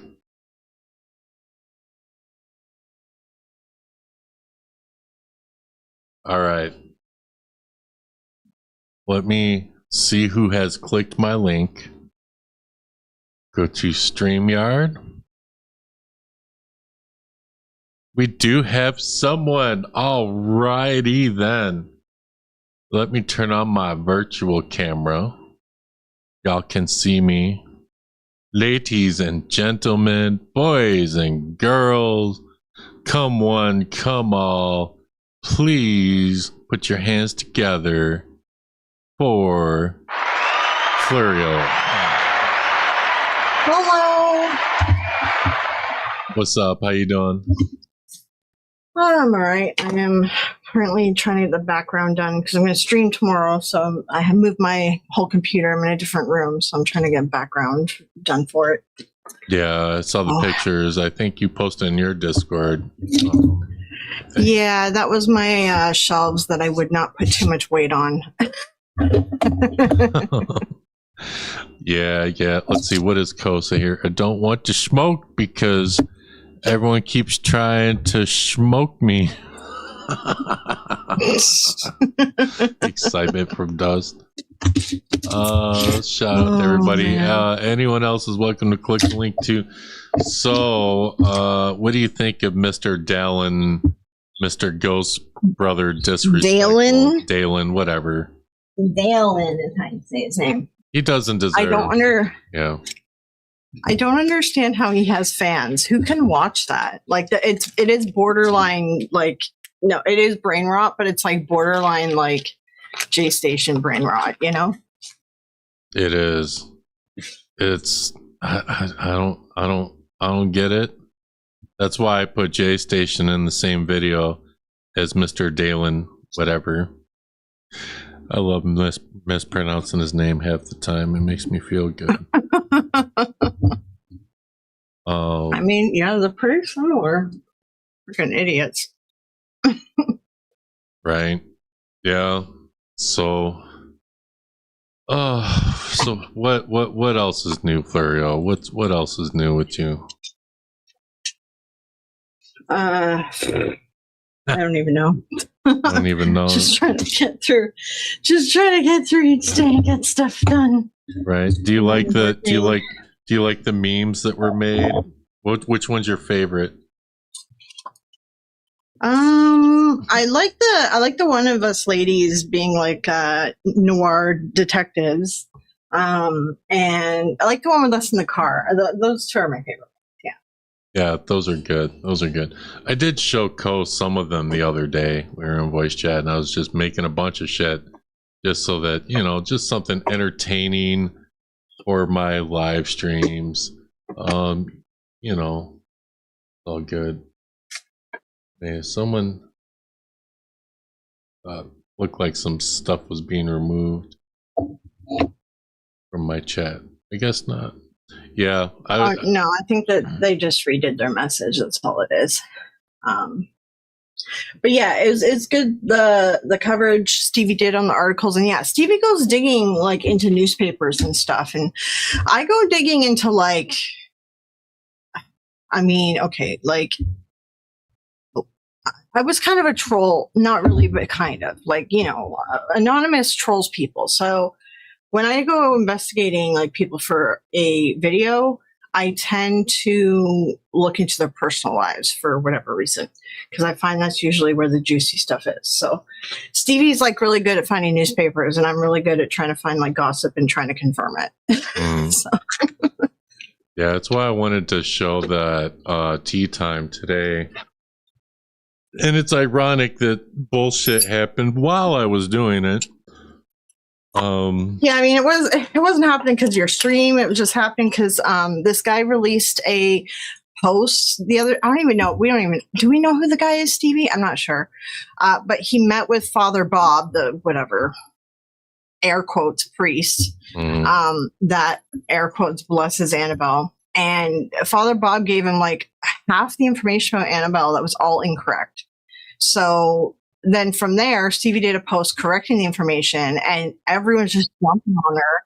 And we're like, okay, it's got to be like Nesper fans, Elton Matt fans. But I think Ginger, Elton's wife, actually commented and confirmed some stuff that Stevie said. And still people are like losing their crap on Stevie. And now this other woman like threatens her, tries to dox her, and is threatening to beat her up. She thinks Stevie is in a state that Stevie is not in, by the way. But yeah, like it's insane. It's insane. I swear, these people don't want me to report on them because they won't like it. Other people don't like it when I report on them. Oh, and I'm not sure if this happened. Someone sent a chat in the group chat saying that she may have changed her name on Facebook. The lady already may have changed her name. Yeah, I would too if I was a little bitch. You know. But who threatens people? Like, listen, we can have a disagreement, we can have a discussion, but like, why are you threatening to dox people? And she's threatening to, punch her in the face or something, and like break her jaw. It was a weird. Anyway, it was a weird one. I swear, people on the internet are fucking weird. They really are. Let's see. Co's not going to click the link because he's at work, and it's a Monday. Well, it's Tuesday for him. So when can we expect your hate merch? Well, one of the good ones I want to do is I'm waiting on Douglas, but I think what I'll probably do is just release some stuff. There's like 2 designs initially. One will be like the one that you and I discussed, and Douglas is doing a drawing for another one, which I think people will really like that one. But I need to do it soon because my chair broke, and I'm trying to raise money for a new chair. And I told Florio, I'm like, nothing sells better than hate merch. Go and make your troll merch. Release your inner troll. You know, someone that I really don't like has said this, and this is probably one of the few statements I agree with. And it's monetize the haters. So you know, people that are hating on you, monetize it, make content on it, make merch out of it. You might as well. Sorry, I have to deal with something not normal. I'll talk to you after. Sorry. Okay. She has to deal with something not normal. All right. Well, Flurry, I hope you're feeling better, or what. I hope you're okay. I'll be on voice chat. Deal with something not normal. Alrighty. If it's not normal, is it paranormal? Thinking of doing some pride stuff.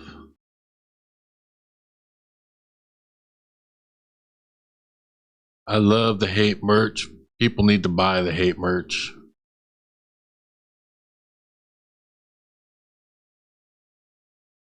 Alright, well, I think this is it. I'm gonna play Flurio's song. She might miss it now because she's dealing with something.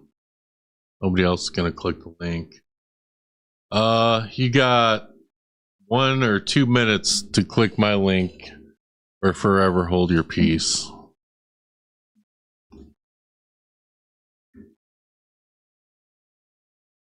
Going once.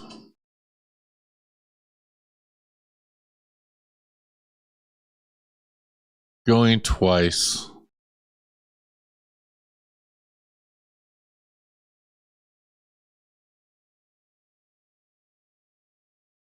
And the link is gone.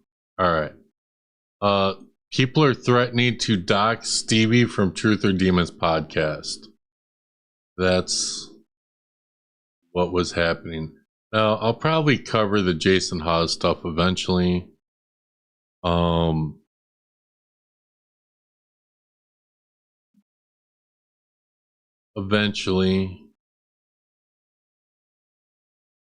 But, you know, not sure. All right, so let me close out some of these.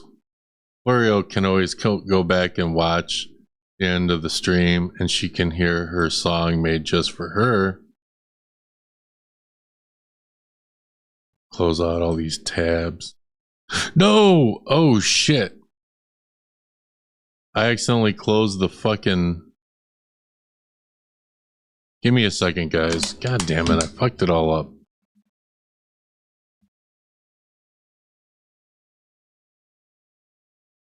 Why do I gotta fuck shit up?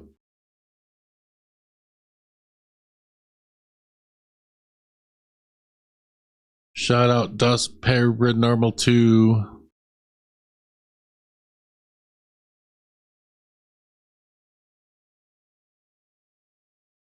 I gotta get the song. I accidentally closed it. I want people to hear it. It's No Strings on Me. No! Alright, give me a second.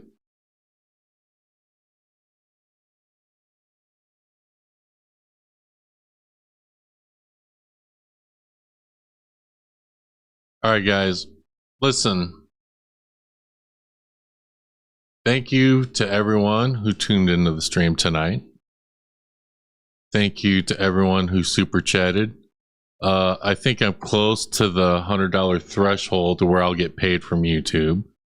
I think I'm only like $20 away from reaching that goal and get a paycheck. Otherwise, YouTube holds it for the following month. The paranormal channel should be monetized soon.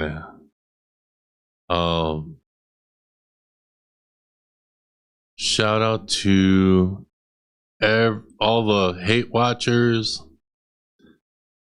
Shout out to the Dust Devils.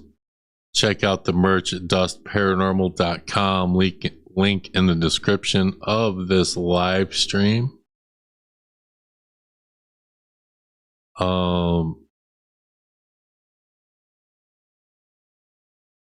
But everybody enjoy this song.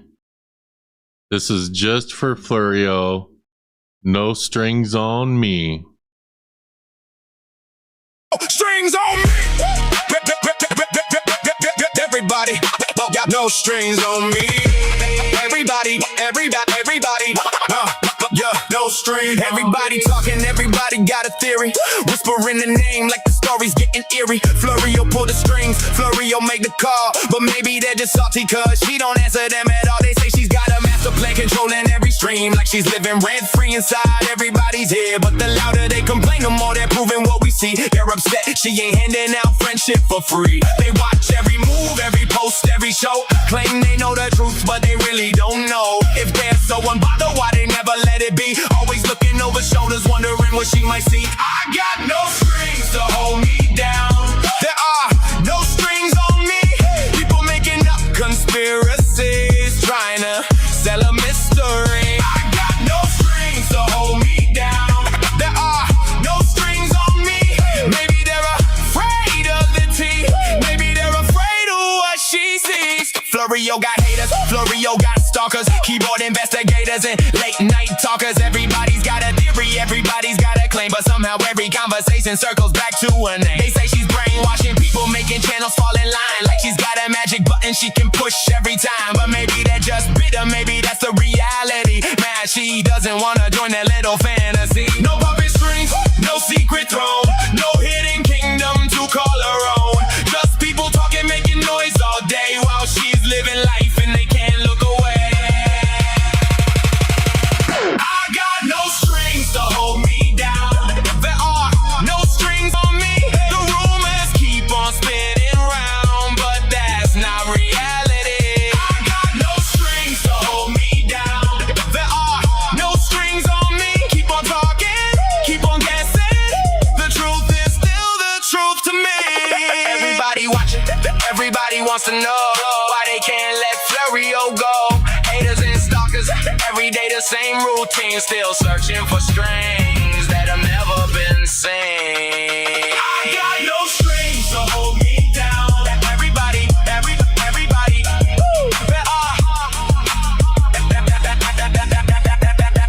everybody what she sees.